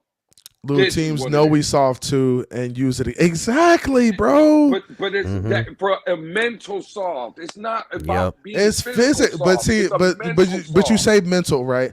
What you got to understand is that the coach, Mike McDaniel, his scheme. What did EM tell you? What did EM tell you? Think about what he told you to say. Hey, what did EM tell you to say, CB? Go back and remember what he told you to say. Mike McDaniel sets the way the team is going to play offensively, right? And when he throws the ball on 3rd and short, and when he throws the ball on 4th and short, teams are like, "Oh, we see what type of game this is going to be." They soft. They're scared. They're scared to run it at us. Listen, the fact of the matter is, right? And again, this man's not here, but shout out to Neil Driscoll. And again, it's about how you listen to what he says. And the way I take it when he says the team, Urban has it right. The NFL thinks the Miami Dolphins is soft mentally. They're weak. Before the Baltimore Raven game, we are 11-4, CB. We're going in there playing for the #1 overall seed. Neil Driscoll, now again, believe him or not, whatever, he says people within the Baltimore organization, right? And this is before the game is played. What are they saying? He was talking to people, and the people in the building said, we know we're going to beat Miami because when it comes to push and shove, right, we're just strong. We're better. We're physically and mentally, we're stronger than them. We're going to punch them in the mouth. Miami has no answer. Yeah. That's not. Bro, that's what I saw. That's what I saw from the team, though. That's what I just... Right. But you know what he meant? It's not physical because we watched that same Miami team in year 1 go into Baltimore and beat them. Right, so it's not. None of those players changed from last year to this year. Those players are the same. It's not. And physical. I agree with it's you, from Lou. a mental standpoint. So when you get punched in the mouth, I'm sorry to say it, people are not going to like it. But Tua Tagovailoa folds in those moments. And guys like Christian Wilkins, guys like Javon Holland, guys like what we've seen in the Buffalo game. Who was it? Deshaun Elliott that got out of the way. That's a mental thing, bro. Not to stand in front of someone. It's not physical. It's weak. All right, so they're getting beat, and your mental doesn't allow you to go and get the job done, bro. It's again mental with this team. You know what? You've got a valid argument when you're comparing Tua. Right, when you're saying Tua might not be the most mentally strong, because Tua, when the pressure is on, and again, that's how you determine whether or not people are mentally. One big reason how you can determine whether or not a player is mentally strong or not is when the pressure is on. See, everything is good when you're the best version of yourself, when everything is perfect and there ain't much fire underneath that seat, right? But when the temperature is turned up, right, how do you respond, right? So you can't put that. This is why I'm saying this is not this is not applied to the defensive side of the football, because this defense against those better teams, with the exception of the first time we played Buffalo and that Baltimore game, for the rest of even going with back to last year, now, the defense has pulled up. They have done their job, and I've heard you consistently say that, Lewis. I mean, again, bro, like I don't give a and ask him why is he basing everything off their soft I'm not talking about you're getting caught CB. up, EM, you're getting caught up on offense and defense. Take offense and defense aside. I think when you walk into the new training facility in Miami, however you get in, if you have to badge yourself in, however you get in, the mindset in that building is soft. We've had the offensive room is soft. It's not the defensive side. We got two different cultures, bro. Definitely, we do have two different cultures. They're all in the building together. The football team, take offense and defense aside, this football team is mentally weak, right? We have a roster this season and last season that, in my opinion, could compete in this league with any team in the league. From top to bottom. This is a Super Bowl winning roster, right? Now, injuries, take that aside. It happens. Okay, we had some bad luck. But the fact of the matter is, this team should be able to compete with everybody. And for the most part, when you play the Giants, Carolina, New England, we're past those tests, right? We know we're better than them. But when we step up in competition to where even if the team roster-wise is not constructed as good as us, right? It's just either equal, maybe a little bit less, a little bit better, take your pick, whatever, but it's a good matchup. What happens? It's the teams that are mentally stronger than us, not physical. But I think it's a combination of both, bro. I think those teams that are beating us are built through the trenches. They're built from the trenches, and then they're built from the inside, and they're built out. And how they win and lose is through the trenches as well, bro. A lot of what they do philosophically is built emphasizing trench play. And I feel like let's talk about the Baltimore game. And shout out to Kevin Lee on this. He says, "Hey CB and guys, I somewhat agree on the soft thing. The softness of the leader rubs off on teammates also. Sorry, but Tua can't handle things mentally at times in big games, and it shows. He fails." All right, I hear you. But I want to address this. You talked about the Baltimore game, right? And the Baltimore game last year, we were able to basically finesse our way to a win, right? We didn't do it physically. We didn't impose our will on the Baltimore Ravens. We basically ran around them, threw the ball around the yard, and we were able to get the win, right? This year, it's a totally different situation, right? They come out, punch us in the mouth. They cover the deep balls. They say, hey, you're not going to beat us deep. You're going to have to beat us underneath, or you're going to have to run the football. And we couldn't manage to do it, right? So I feel like the only way we beat these good teams is by finessing our way to wins, right? Throwing it around the yard, being creative. But we never really get in a situation where we have to run the ball and there's grit and there's, hey, we got to go on a 4-minute drive right here. We got to milk the clock. We got to sustain the drive. Well, why we is got to that, punch though? these guys in the mouth. Why because is that? we're not fucking physical, Cap. Because we don't have the mindset. We don't have the mindset, which is mentality. Exactly. And who is to blame for this? That is Mike McDaniel, because he is the orchestrator of the offense. That's He is the orchestrator of the offense. It is his responsibility. It is his responsibility to make his offense what it wants to be. Man, I can't wait till next offseason when we've fired Mike McDaniel. He's know, already this motherfucker is teed up right now, dog. He is done. When we had Brian Flores, right?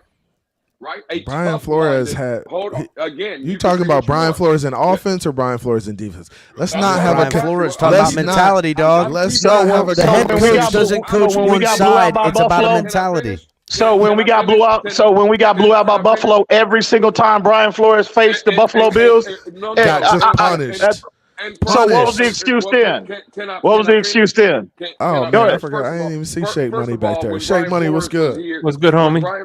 When Brian Flores was here and we played Buffalo, this roster looked nothing like what this roster looks like now. That's number one. And number two, let's keep Brian Flores on the offensive side of the ball. See, when Brian Flores was implementing this little deep, they beat Baltimore. Right, they beat Baltimore. Can I? When Brian Flores was here offensively, right, and we were implementing this dink and dunk offense and running the ball, right, trying to play time management, game control and stuff, right, the team was still soft. They were still soft. Tua was still soft. Christian Wilkins was still soft. Javon Holland was still soft. Right?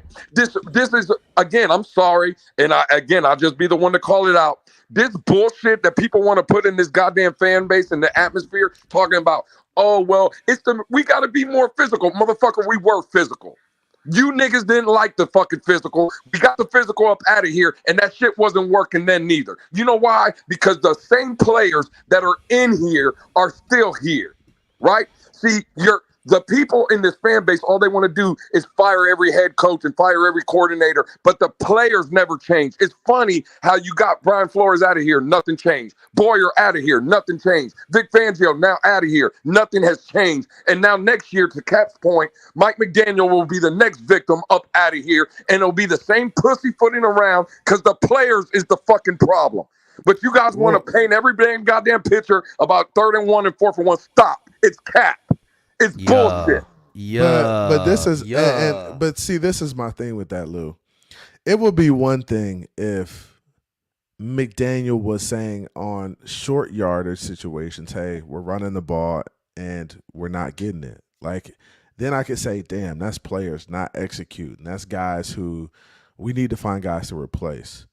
But he's not even doing that. He's not even giving us the opportunity to run the ball and to try to punch it in. Like, and I felt like in that Kansas City game, that 3rd and 1, 4th and 1, I think it was 3rd and 1, and it was like the middle of the game, and the game was still close. I think it was still a 1 or 2 score game at that point.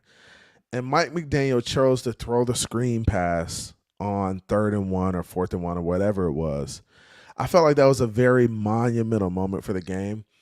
And if you're physical at that point and you just run the football and you get the yardage, it shows that you're confident in your offensive line. You're confident in your running back's ability to get the yard, and it kind of sets the tone for the rest of the game. But instead, he chooses to throw it. Tua basically short arms the throw, throws it into the ground, and it looks terrible. Everybody's looking like, what the hell is going on?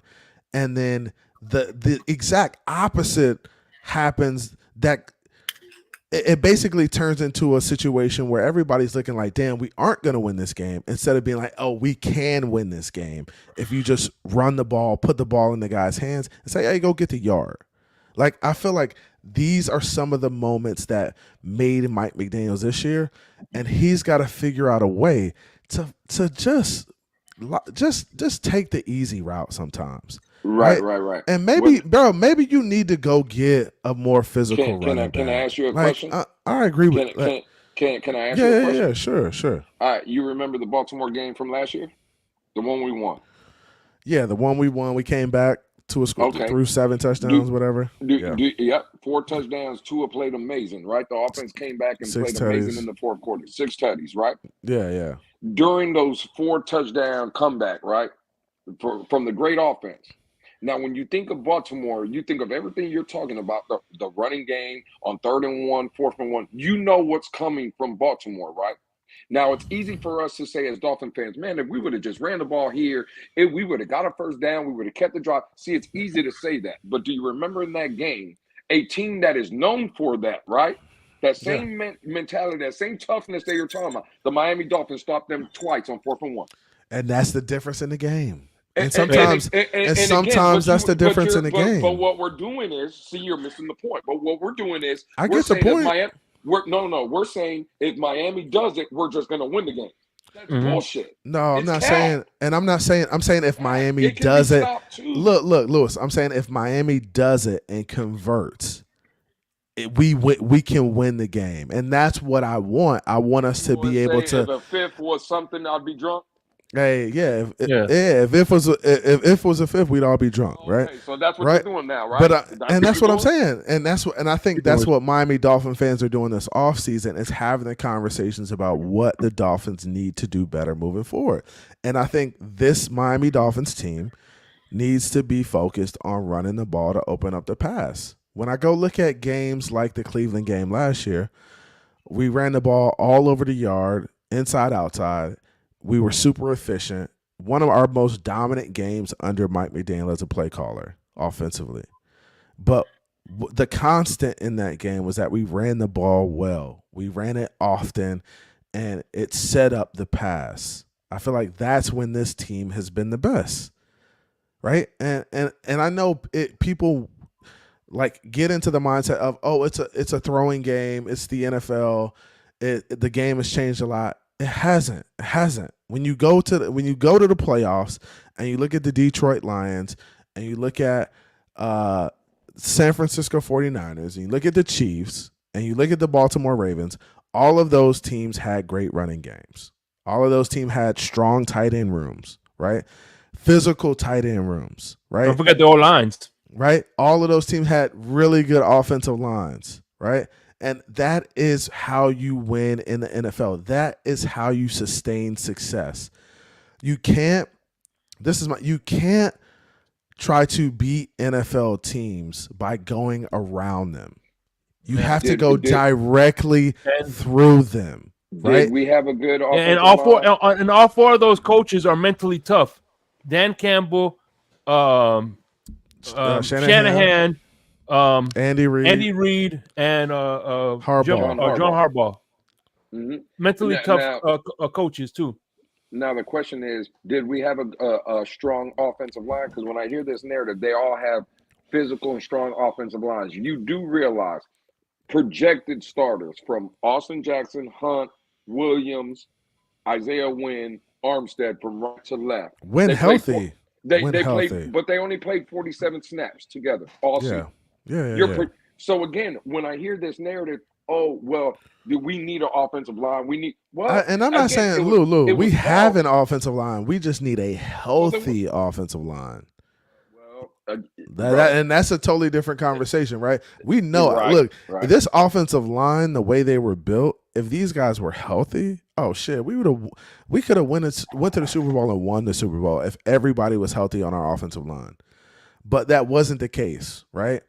And we can't say, oh, next year we're going to run it back with that same group of guys, because we know that same thing can happen with those guys. Like, some of these guys are injury prone. Like, bro, that's just the nature of it. We need to find some younger guys on the offensive line that are good football players and that can be available, because the best ability for a football player is his availability. They got to be available. And that's just my thing. In that, I mean, there should be no pushback on that. I think everybody knows the Miami Dolphins need to get better in the trenches, offensively and defensively. I mean, it's a no-brainer at this point. I'm just tired of shuffling the damn offensive line because I see a different group every week, and I never know who's going to start, right? And it's always backups or plug-and plays and guys like that, bro. We know that. We know that, Lou. That's fine. I'm not saying we don't know that. What I'm saying is, and I've been saying it for a couple weeks now, this team is mentally weak, bro.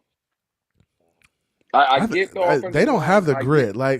You're right, Lou. They don't have the grit. When I saw Tampa Bay play in the playoffs, who did Tampa Bay play in the first round? The Eagles. They played the Eagles in the first round. When I saw Tampa Bay line up and play that game, I said, damn, there's no way the Dolphins would have played like that. There's no way. There's no way. It's just a mindset, bro. Exactly. It's just a mindset, right? It's a mindset that I don't care who you are or what you had going on the week before, but your ass better line up and play today because we running dead at you. We coming straight through you, and you better figure it out. I don't see that from Tua. I don't see that from our Miami Dolphins. I just don't see it, right? And I think it starts up front. I think it starts even with your wide receivers, like your guys got to be physical. At some point, you got to get some bigger guys you can rely on, some bigger targets, some guys who can get off jams and make a play on a slant or make a play in the middle of the field without worried about linebackers hitting you. We got to establish that. And I think we don't need a lot, but we need some more. I think we definitely need some more in order to be that. Like that Bucs team lined up against the Philadelphia Eagles and just said, "Hey, let's get it. We gonna go toe to toe with you. We not backing down. We are going to make you fight for every yard. You're going to have to come to play today." And I don't see that a lot with the Miami. I didn't see it late in the season, and maybe the Dolphins late in the season just lacked confidence, right? When it's late in the season and you've lost really good football players, Jalen Phillips, Bradley Chubb, Jerome Baker's down, Javon Holland's banged up, Tyreek is banged up, Waddle's banged up. Like everybody's banged up, and you're looking around like, man, these ain't the same guys. These guys aren't 100%. I feel like it can be tough, bro. I think that's realistic. I think that's totally realistic. When you look around the room and you're like, damn, we are down a lot. I'm not sure if we're going to go into this game and get this win. I think that's realistic. Absolutely. But again, see, that's mental. That's not physical, right? Every 32 teams in the league bro, even the Miami Dolphins, we got physical guys. Everybody in the league is physical, right? Now, talent-wise, Miami might again, everybody in the league has a physicality about them. CB. Some people run around people. Okay, and that's fine, right? Like Mostert's running around people. Like A-Chain running around people, and that's fine, right? Yeah. It doesn't matter. What I'm saying is everybody, for the most part, in the NFL, all 32 teams, they're physical, right? Miami is physical when they're playing the Carolina Panthers. No matter if we're running around people or not. The Giants. What I'm saying is you can be physical when you're playing like a weaker team. Like that's no. But again, it's not. But it's not about just being physical. You can be physical, bro. Against Kansas City, when we lined up, we were physical. The first matchup, we were physical. We lost by 7 points. The reason we didn't overcome is because we were mentally soft. The physicality had nothing to do with why we lost against Kansas City in Germany. I want to say the second Buffalo game, we were physical too. The second Buffalo game. Right. We were, again, you see what I'm saying? So you can play physical. It's not about being physical. It's about the tougher matchups. I think the City, team, right? I think the team has, right. I think the team has physical moments, Lou. And I'm not saying we don't have physical moments. I just think those physical moments don't come versus really good physical football teams, right? And this is going to lead us into our next conversation because this is basically like going exactly where I want to go, right? So I understand the Miami Dolphins have physical moments. I'm not saying they don't. They have physical moments versus weaker football teams, versus the Jets, versus the Panthers. They played against the Bills.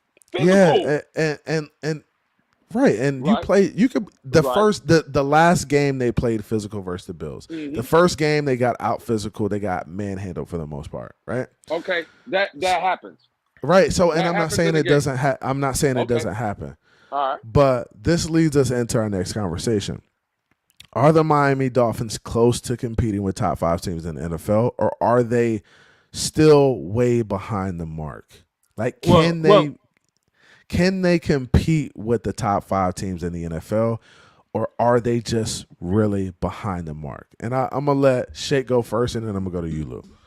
Well, the one thing, too, you forgot to mention between the difference between the Brian Flores teams and this teams is that when they were playing under Brian Flores, they didn't shoot themselves in the foot. And that's the one thing I see last year. We weren't doing as much as year one with McDaniels, but I would like to see those pre-snap penalties clean up. Go down. They're never gonna go away. But the key is to keep it to a minimum. Yeah. And I think we need to stop shooting ourselves in the foot, because we go from 3rd and 1 to 3rd and 10 or 3rd and 15, and you know what I'm saying? You put Tua in a harder position and become one-dimensional.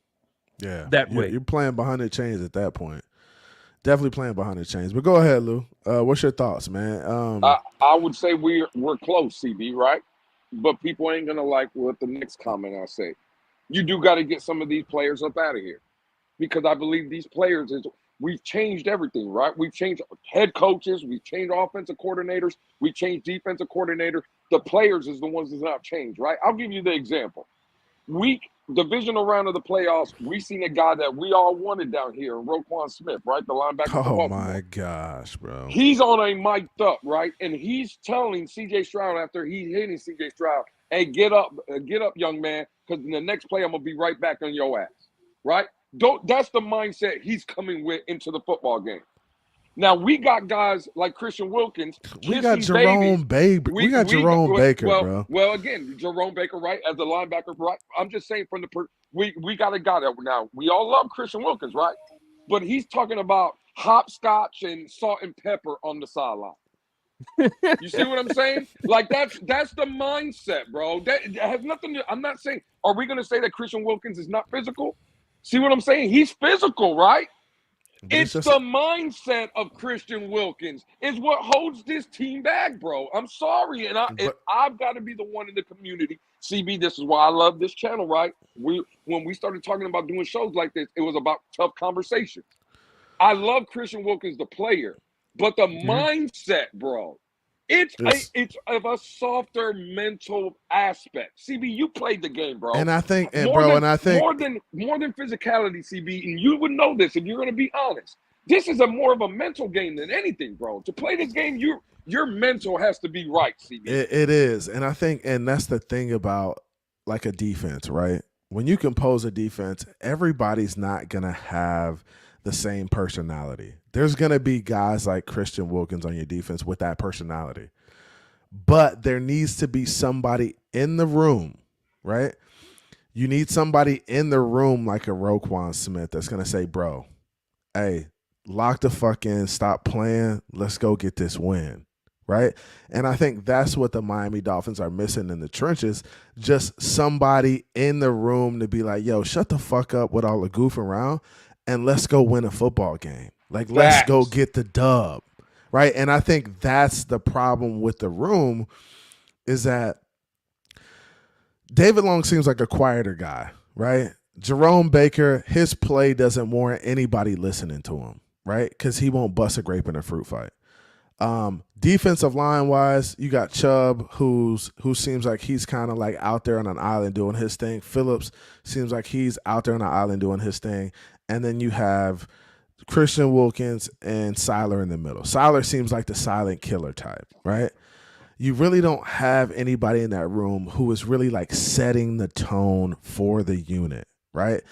And there might be a guy like Ramsey who's setting the tone for the DBs, but what you got to understand, the DBs are way out there. They're out there on an island by themselves. Those guys in the trenches, the linebackers, and the defensive linemen are working hand in hand together to make sure everything's a success in the middle. We gotta have somebody in that linebacker room or in that defensive line room step up and be like, yo, it's gotta be more business oriented, right?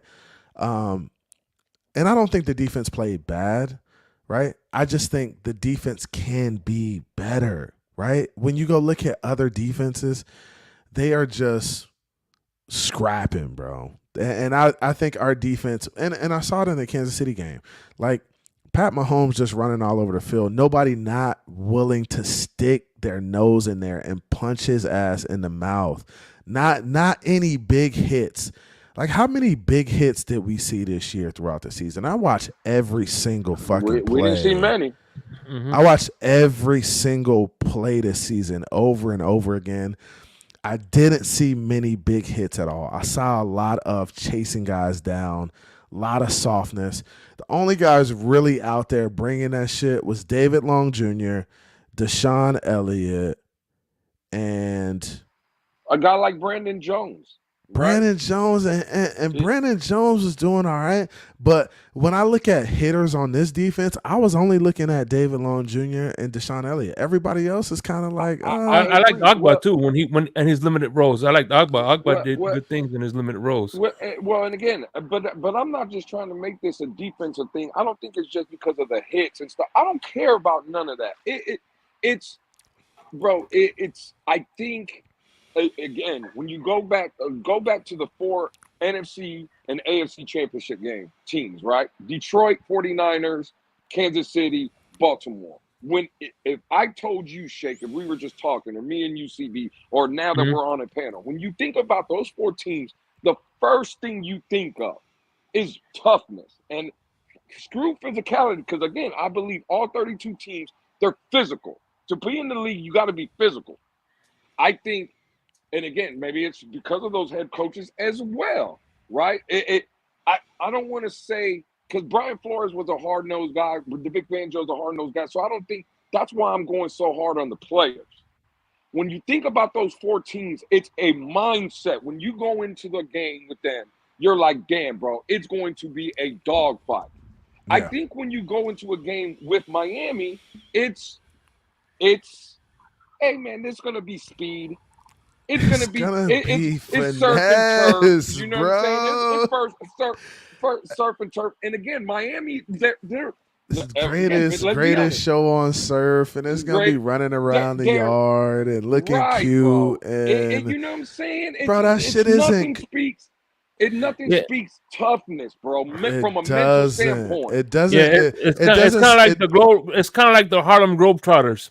Yeah, like it's nothing speaks like grit, determination, physical, boxing match, grudge match. None of it. It speaks none of that. None of that. Right. And I don't think it only starts with the quarterback, because Tua's got to be better there too. I feel like Tua's got to be a little bit more locked in. Yes, these moments. No, it's not only on Tua. No, but he's got to be a little bit more locked in these moments. Like, I feel like, bro, you got to realize that. Hey, when it's fourth quarter and you need a drive, bro, let's go. Get the fuck up and let's go. Like, you need to be getting on guys on the sideline. You need to be hyping shit up. You need to be going. Like, sometimes guys need a little pep in their step. They need to see that fight in you, or they'll just continue to do what they do. And that's just where we are as a team. There's got to be a little more sense of urgency, bro. Like, and that's what I didn't see the sense of urgency from them, like, against these good football teams. It was like casually, we're just going to casually get our ass whooped today. Right. Well, look at H's comment, right? And H is the homie. I'm not coming at him, but H's last comment is, well, I think Emmanuel Ogbane coming back, he didn't like the way he was treated. Right there, let's stay on that. He didn't like the way he was treated. Bro, what are you talking about? Like, and I'm not saying at H, I'm just saying in general. I brought it up on the Phins tailgate stream, right? And I'll say, you got feedback or something? Are you talking? Hold up. What the hell is EM doing? That's probably someone in his background or whatever. And I know okay. EM might not agree with this. But again, when Anthony Weaver, the press conference we just seen about 2 weeks ago, right? Before he got up to speak, Mike McDaniel was introducing himself. And Mike McDaniel even had to catch himself. Go watch the video, bro. Before he was introducing him, he said, "Oh, I like Anthony Weaver. I think the mindset he brings in, but he's a real friendly." And when he started saying it, he caught himself, and you could tell that he changed the verbiage of what he was about to say. But everybody knew he was going to come out and say he's friendly, right? Bro, that's because the players on this team, it's like they're the weakest minded individuals I think I've ever seen in my life.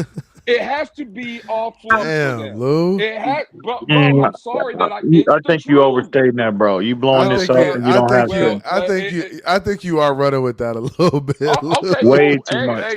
Hey, it is what it is. It is what it is, right? And If and I'm gonna be the only Hey, dude where did I that want to can address do something real anything, where quick. that say dead it. man at? Where did that dead man go? He left. He came up here Oh to yeah. kill you real quick, and then he I dipped text, out, man. I text that fool too, like 2 minutes before I came and jumped back in the StreamYard link. Oh, he hopped off. Okay, that's cool, but it's cool. Yeah. Hey, can I ask I y'all know this why he question? running. I know why he running. Go ahead, Shay. Go ahead. Everybody's saying that the new defensive coordinator, Anthony Weaver, is picking his coaches, but I've been listening to a lot of the content creators do deep dives on these guys, and the way they their backgrounds and stuff like that, they look like they have more ties to McDaniels than they do to Weaver. I mean that's a good observation. I think when it comes to the coaching circles, you got to realize this, that all these guys kind of know each other and they're all intertwined. Like these guys, go to clinics, they meet with each other in the off season, they have relationships, and even when you're on one coaching staff, you're still gonna have that relationship with guys once you leave or once they leave and go to another coaching staff. So you're always gonna come across coaches that you like and that you vibe with. So Weaver is probably taking guys from previous staffs that have some ties to Mike McDaniel too. I think that's just the nature of it. I think a lot of these guys are all gonna have intertwined relationships at this point in their careers because they've probably been around to different franchises, different organizations, and that's just the way that is, bro. I think. But you know what though? See, here's how I think again another illustration where I'm absolutely obliterating Lewis's narrative about the defensive side of the football being Cat. soft, right? It's because all the there's been reports come out that Fangio might not have been the easiest guy to get along with, right? Just like Brian, you can even just like Brian Flores, right? Because we've had multiple conversations about how this team never quit even in the midst of that storm and that 7-game losing streak they went on, right? They didn't lose focus. They still played hard week after week, even when they were losing, right? That's not a reflection of softness. Vic Fangio last year, this team, for whatever reason, there was a disconnect there. This team came out week after week after week, win, lose, or draw, right? They fought hard. They performed at an extremely high level. That's not a reflection of being weak-minded, bro. That shit, again, that's more of a reflection. You never saw this defense, with the exception of really the Baltimore game, because I don't think they got bullied in that Buffalo game. I think they just got outplayed in that game. But they got pushed around in Baltimore, right? I hear you. But again, I don't think that's a reflection of their mental toughness. They just got beat that day. But the offense. But the offensive side, how many times going back to last year when we played these upper tier teams, right, where the offense is getting bullied, they can't run the football, the wide receivers can't get off jams, Tua is not the best version of himself. That is that's weak minded, right? If you're gonna if you're gonna put that label on a side of the football, it needs to be applied on the offense. Period. And the offense is weak. And that's fine. You keep making it between offense and defense, and that's fine. That is your opinion. That is what you are running with. The fact remains, I don't give a damn if you don't quit on the field. The fact is, when you know that you're going to get your way at the end, that's being spoiled. That's a mindset of weakness. Because when they didn't like Brian Flores, the players got him up out of here. When they didn't like Josh Boyer, the players got him up out of here. When the players didn't like Vic Fangio, they got him up out of here. But see, Lou, that is the players didn't get him up out of here, bro. The him players up did outta not get him up out of here, bro. I They think- did get him No. up out of here. Well, let me address this real quick because Lou is saying like the players have the control. Lou was and they- talking that nonsense, Yeah, bro. hey, this You need to is- stop. This is They this do is have the gone, control. Lou, because I've never heard this from you. This is kind of going somewhere else now. But what you have to understand is that as a head coach, you assess what you have in your coaching staff. Sometimes you need to make adjustments. I don't think the players are making all of these decisions. I think Mike McDaniel is trying to do what's best for his football team. And what's best for his football team? Maybe getting a guy that is more player friendly. That's more in terms of with So, yes, man. how he coaches. Right. Oh, So you got to okay, so yes, understand. Cool. So if Mike McDaniel takes an approach, he has a philosophy on coaching, and he brings in a guy who really doesn't share his philosophy on coaching, there's going to be a struggle there, right? Because the players are going to see Mike McDaniel doing one thing, and they're going to see the other guy, let's say Vic Fangio in this case, doing another thing, and they're going to say, damn, you're the head coach. Shouldn't he be falling in line with what the fuck you're doing? Or why is he still here if that's the case? Because if you're the boss man and you can't get this dude to do what you tell him to do, then you need to get him the fuck out of here, or he gonna start running your damn football team. ACB, real quick. This man, right? Funny. Victor Wembanyama got 18 and 11 in 11 minutes against the Los Angeles Lakers. He's matched up against Anthony Davis Man, tonight. nobody give a damn about this 18 points, bro. 9 rebounds in 11 minutes, bro. He's Look, not. but anyway, carry on. Go ahead. He's not a better basketball player than Paolo Banchero. Okay, man. He's All not right. a better basketball player. Point blank. Period. Hey, shout out to the Orlando Magic, man. Them boys making moves right now. Okay. Paolo Banchero, boy, you better tighten up, dog. So let me ask you this. CB, right? Yeah. Why is it, right? And again, we can only go by what the facts and what's in front of us, right? The proof that's in front of us, right? Yep. So every tough-minded coach we've had is up out of here. Why do you think that is? And that's a good question, Lou. And I don't like the fact that the tough-minded guys are getting ousted, right? But I think the nature, the culture of the NFL. Why do you think I think the culture of the NFL is changing. That's one thing.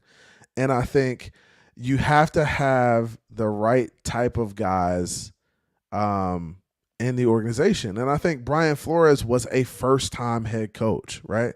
I think Brian Flores might have burned a lot of bridges regarding relationships. I think there might have been some stuff there regarding players. He's a human being, so people make mistakes, and I think he's learned from his mistakes at this point. I think if you gave Brian Flores a head coaching job now, he wouldn't take that same approach, right? He wouldn't be as stern, because there's a way to do both.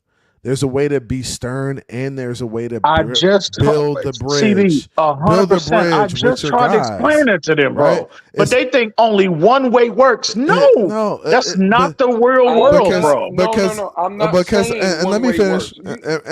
And let me finish. The best coaches are the guys that can do both, right? They can get in your shit, but then they can come back to you at the end of practice and pull you to the side and say, "Hey, man, I did that because I love you. I only want you to be a better football player. We're trying to win games here. We need you to go this route. We need you to do these things in order for us to be better." Right? Okay, so it's a combination of both. Now, Brian Flores might have been that guy who was the getting your shit type of guy, but he would never pull guys to the side, or he wouldn't do it enough, right? And maybe Mike McDaniel is the fluff guy and maybe to the side Exactly. And maybe Mike McDaniels is the fluff guy right now, and he's not getting in enough ass right now. No homo. Right? And maybe again, that's the case. And the common denominator is the same players that were under the regime of the tough-minded head coach that couldn't get the job done, and now the fluff coach that couldn't get the job done. So in this fan base, what we do is we fire every head coach we got. We fire and I every don't. offensive And coordinator look, we got. look. We get rid of every defensive coordinator we got. But the common denominator is the same. It's funny. Again, not saying any of you gentlemen but this have ever been offseason, to jail. I'm not saying me or anybody else has been to jail. I know one thing though, and that we can all agree on: when you go to jail, the prisoners don't run the prison. That's a fact. And in the Miami Dolphin organization, the players is what's running it. It's not coaches. It's not nothing. Stop blaming everybody and their mama for the common denominator, which has been the players for under 3 different regimes now. But I think what's happening is I think you're seeing a changing of the guard for this football team. I think you're seeing a lot of players that are going to be off of this roster because honestly, let's be completely honest with ourselves. In 1 to 2 years, it's very hard to change a football team. It's very hard to get all the players in that you need or get all of your guys in the building. So each year your team is going to change differently, but I think this year it's going to be more drastic than other seasons because we have so many free agents that may not be coming back. So you got to think about like Mike McDaniels now will have the opportunity to get guys in that. And he's had opportunities in other off seasons too, but you have a lot of guys that are, free agents now. A lot of these guys are not going to be re-ups. He's going to say, hey, I don't want that guy on my football team anymore. I want to go find another guy.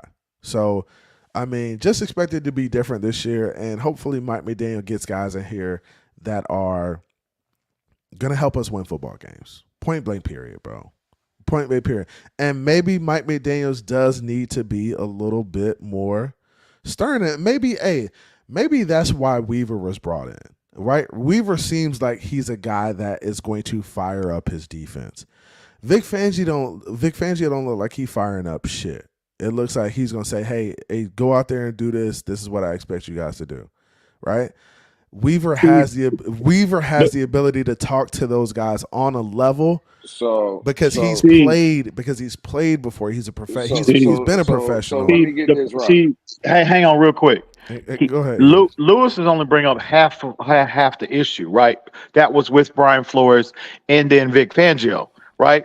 Neither one, Flores as well as Vic Fangio, they weren't the most approachable. They weren't collaborative, right? Because look at Jalen Ramsey. Look at his fucking tweet, right? He didn't say nothing about, Vic Fangio talked to me crazy. Vic Fangio need to learn better interpersonal communication skills. He didn't say nothing like that. He said, I will never forgive that man for not utilizing your skill set. That's the fucking tweet he put out for the world to see about Xavier Howard. So it's not just, don't make it about just the way the man, how abrasive his personality was. No, he was just not collaborative enough. Not only for the coaches, because I've been hearing it's the coaches too underneath him, right, on that staff. It wasn't just the players. It was the players and coaches. It was his way. And I'm not saying I subscribe to that. But I think, again, if you're in a leadership position, right, it's a benefit to the company, to the team, right, to the unit, right, for you to be accepting of all fucking, suggestions or just ideas. Just be okay. If somebody comes to you with an idea, why the fuck would you tell somebody? And again, I know he's as accomplished as it gets at this level. I understand that. But at the end of the day, that's an unhealthy approach. That's an unhealthy work environment that you're creating when you're not willing to accept, right, ideas, constructive criticism from your peers. That's just not good business, bro. How long did Vic Fangio coach? I don't care how long we go. I don't care what. No. What I'm doing. He been in the league 30 years? Okay, so 30 years. So now today, in February 23rd of 2024, wasn't the conversation we were having February 23rd of 2023. because all I heard was Vic Fangio is the guy we wanted because he was going to come in here and be the leader we wanted. And now, in hindsight, I said nothing about leadership. I said calling a defense because these players. Because he failed as a leader. He failed as a leader. He failed in Buffalo as a leader. I didn't cut you off. I didn't cut you off. He failed. But go ahead. But you're putting words in my mouth. I said nothing about a leadership, bro. Did I say you? I said that what we said was this guy was going to come in here and change life and make everything better, and we were so excited. A year later, we're throwing this man under the bus, and you know where we got that from? Our players that did the exact same thing. It's the players, bro. Stop blaming. Stop trying to feed me this bullshit. It's every player that push or every coach that might push back even in a little bit with these soft-ass players that we have in the Miami Dolphins, there's a problem. It's happened with Flores. It happened with Boyer. It happened with Fangio. It's a tough mindset that those guys that come into the building, they have. The players don't like it. And you can say it's an offensive problem. I'm talking about it's a Dolphin problem. In that building, it is a problem when you come in there with a tough mindset of, hey, it's going to be hard. It's going to be tough. There's going to be days that people don't like. They don't like that, bro. They don't like the pushback. I've never once heard this team had there was a effort level in practice. Never heard that. Nothing about effort in practice. I said there's a mental problem that when you push back on the team, again, when the players get there in the morning for whenever their morning meetings are, and they go into that cafeteria, when they get their Lucky Charms, they go out at practice, and instead of practicing, they go out there to chase rainbows. You've seen it on Hard Knocks. It's joking around like McDaniel. Oh, my God, did you see that play? Oh, yeah, that's great. Oh, my God. You see that on every team, bro. What practice celebration are we going to do? Bullshit. You see that on every team. Stop. You see that on every team. And I agree with that to some extent. I feel like there needs to be like more attention to detail. There needs to be more seriousness. Real quick, CB, I'm gonna hop off here real quick because this is foolish. I done heard enough nonsense for I can take for a lifetime. I'm closing it down soon, anyways. Half of my brain is numb right now, right? So, are we worried? And again, no, you got. I'm not. Sleep. That's what it is. Now again, are we more concerned about whether or not we sitting joking on the sideline, or are we worried about production on the field? What you do on the field? Which one is more important? The problem is when the joking around. No. I didn't interrupt you, Lou. Respectfully, I didn't interrupt you, dog. I thought you. No, I was talking to CB. I was actually talking to CB. So it's just a UNCB panel. No. I'm gonna come to you in a minute. Hey, say that again. So my question to you, to the Shake over there, that motherfucker knocked out. No, I'm good. I'm that nigga getting it. Shake getting it. So my point is, are we more concerned about whether players are not whether they're joking around, playful, playing around, it might be a real laid back type of atmosphere in the locker room, on the sidelines or whatever. Or are we worried about production on the field? Which one is it? I think it's which one is more important? On the field, of course. Okay, well, thank you. But so see, Lewis, but my thing, but Ian, you gotta agree with this to some extent, is that all that playing around and shit is affecting it lost you games late in the season. No, it didn't, bro. Injuries lost us games. And I'm not saying that alone. And lack of physicality on offense lost us games. But it's a lack of execution, right? So it's lack of physicality on offense. It's not just lack of physicality, because if you're executing on the pass plays that you're doing on 3rd and 1 and 4th and 1, I'm not mad at you, bro. Like, I'm not mad at you, but you're not executing as an offense. My thing is, I think it's a combination of that. Well, that goes a long way, CB, right? What prevents you? What prevents you from executing properly? He has to lock in a little bit more. What prevents Tyreek Hill and Jalen Waddle in that goddamn Kansas City game from getting off the line of scrimmage? What prevented them from getting out in their route patterns? Getting off the line of scrimmage consistently. That's physicality. Okay, then. Well, thank you. What? Okay, which one is it? Us not getting any push and be able to consistently reset the line of scrimmage? What goes along with that? I think. Look, Lack of what? Hey, look, Ian. What you got to agree. You got to agree with this. There's a fine line in the NFL between, doing like the playing around and shit and being a good football team. Like I feel like there's a very fine line. Like I like that stuff is cool. I don't mind that stuff because that's a part of the game. These guys want to enjoy coming to work every day, right? If you're performing on the field, I don't give a fuck what you got going on in the locker room, as long as you are physical on the field. In this defense, can't you say you cannot apply that label to this fucking defense? You cannot. So we're not talking about the defense. What about the running game? Would you say that's not physical enough? The running game? I'm talking about the offense. No. So I have a question for you, EM, right? So when it came to this offense late in the season, right, and they're not executing like the way they were early on in the season, right? You can say it's due to some injuries and stuff like that, but for the most part, the offense was available, right? For the most part. You got to admit that seeing these guys play around and do all of this shit on Hard Knocks is a little annoying because they're not going out there and executing the way they should be. Well, the defense did. The offense did. That's the point that I'm making. Offense, right? And I'm strictly talking offense right now. I'm not talking. Okay, we on the same page then. So to have these guys go around and play and the celebration, doing all this, bro, you got to get in the end zone first. So maybe y'all need to clock in and be a little bit more serious during these team sessions. Be a little bit more brutal with one another during these team sessions, and then you can work on your celebrations because it's got to be a little bit. And who's to say that Hard Knocks is only going to show you a fraction of what happens, bro? And who's to say that's not going on? Just looking from the outside in, right? Looking at the way they played down the stretch, looking at the way they just couldn't get over the hump against, good football teams, I feel like there was some bullshit going on, right? And you may say, hey, Hard Knocks, we don't know, and that may be the case, but I do feel like there was some playing around, some lack of attention to detail that caused us to basically fizzle out down the stretch. There's no way we should have lost to Buffalo at home. Right. Well, we just shouldn't have lost that game. Like we shouldn't have lost to Tennessee. Like that's something. And these are games.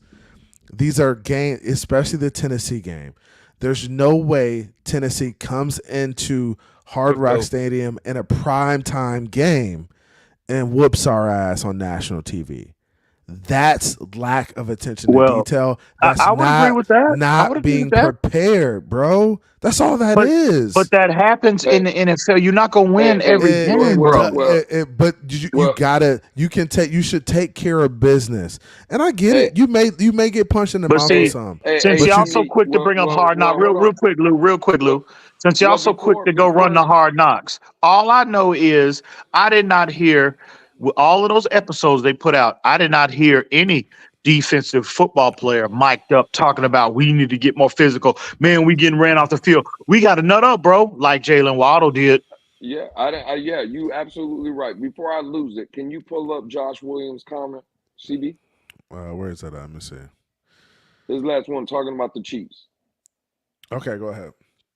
The Chiefs be practicing ring around the rosy motion out of the formation and behind the back passes, so I can't agree with that. Now let me explain. They can do that. They win in fucking Super Bowls, bro. Before this season, they were a 2-time Super Bowl champion with 5 straight AFC Championship game appearances. They have the mental toughness already. They already got it. They got it.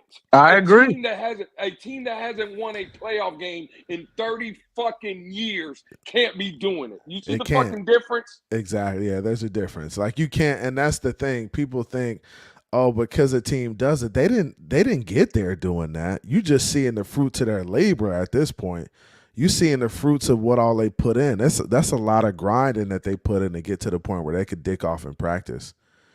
A lot of grinding. We not to that point yet because we ain't even got a playoff win, bro. Boy, Shea getting it, boy. Shea getting it. No, why they killing well, Shake? Lewis has a tendency to have that effect on people. No, He trust put me, everybody to sleep. I definitely put you to sleep. I'm just listening, man. I'm listening. My But man no, listening. and another thing too is I'm tired of Mike McDaniels treating his press conference like he's on the freaking improv. all I gotta say is, You know what I mean? Buckle, if you gentlemen were privy to these screenshots that I'm looking at right now as we speak, buckle your seatbelts. Oh, Yep. what they got going on? What they got going on? Anyway, I'm gonna get up out of here. God damn it! I done had enough of Lewis's nonsense. Hey, we shutting tell- it down, bro. We shutting it down. Just the Phins tailgate foolishness for a lifetime. So not you, man. Shake. Only them other clowns. Crypto, Who? Lewis, Who? and the dead man. I'm calling Cap the dead man from now on out. We need to call that nigga the Undertaker. He the dead man. Because I killed that nigga twice today. Buried him twice, killed him, murdered him, dug him up, then killed him again, bro. That's the dead man right there. Hey, Ian, before you get up out of here, let me give my final thoughts too, because I'm going to get my happy ass up out of here. Change is coming in 2024. That's Sam Cook, goddammit. Just know that. Hey, go on and pull that up real quick, CB. No. Before you get out of here, Lou, you brought up a very good point earlier on Pete's show, right? About somebody's numbers, right? And you were comparing Pete's numbers to somebody else's. What was it? Can you shed a little more light on that for the people in the back that didn't hear it earlier? Can you shed a little more light on that? What was? Come on, Lou. What you were saying? All I know, right? One thing I have taken from this Dolphin community, right, is that numbers. Oh, you taking it from the Dolphin community? Okay. Numbers matter in this fan base, right? Okay. Everybody talks about numbers don't lie. Well, 3 days ago, I came across some numbers that are staggering. What happened? Doubling up. You know what I'm saying? Doubling up. Who doubling up? Who moving in the community right now? You said Pete. You said Pete got him over there. Pete did a live, right? And he had a certain number, and I screenshotted that number, right? Yeah. And then you know when I'm at the house and I get bored and stuff, and I turn on YouTube, and just so happened that there was another content creator on, right? And I took a screenshot as well of those numbers, and I was shocked that Pete doubled up. Who did he double up? He doubled up me? I don't know. Are you CB 82 and a half? Are you CB 82 and a half? Are you that guy?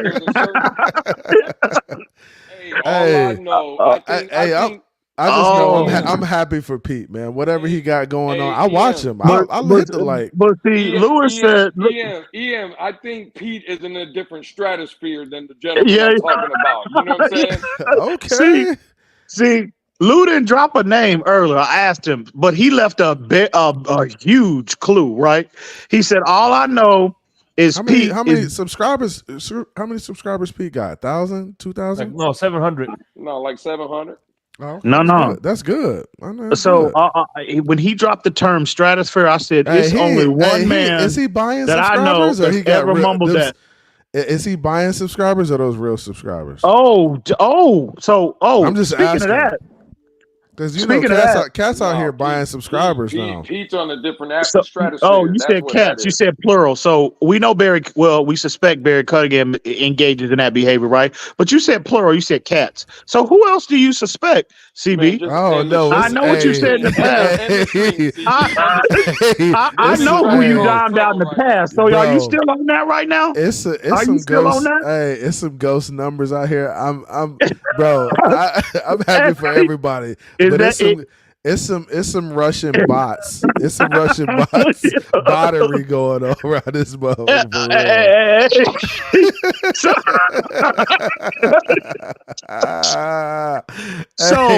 You can elaborate on that. Is there anybody I know? There's a lot of cats who got 1,000, 6,000, 7,000, 8,000.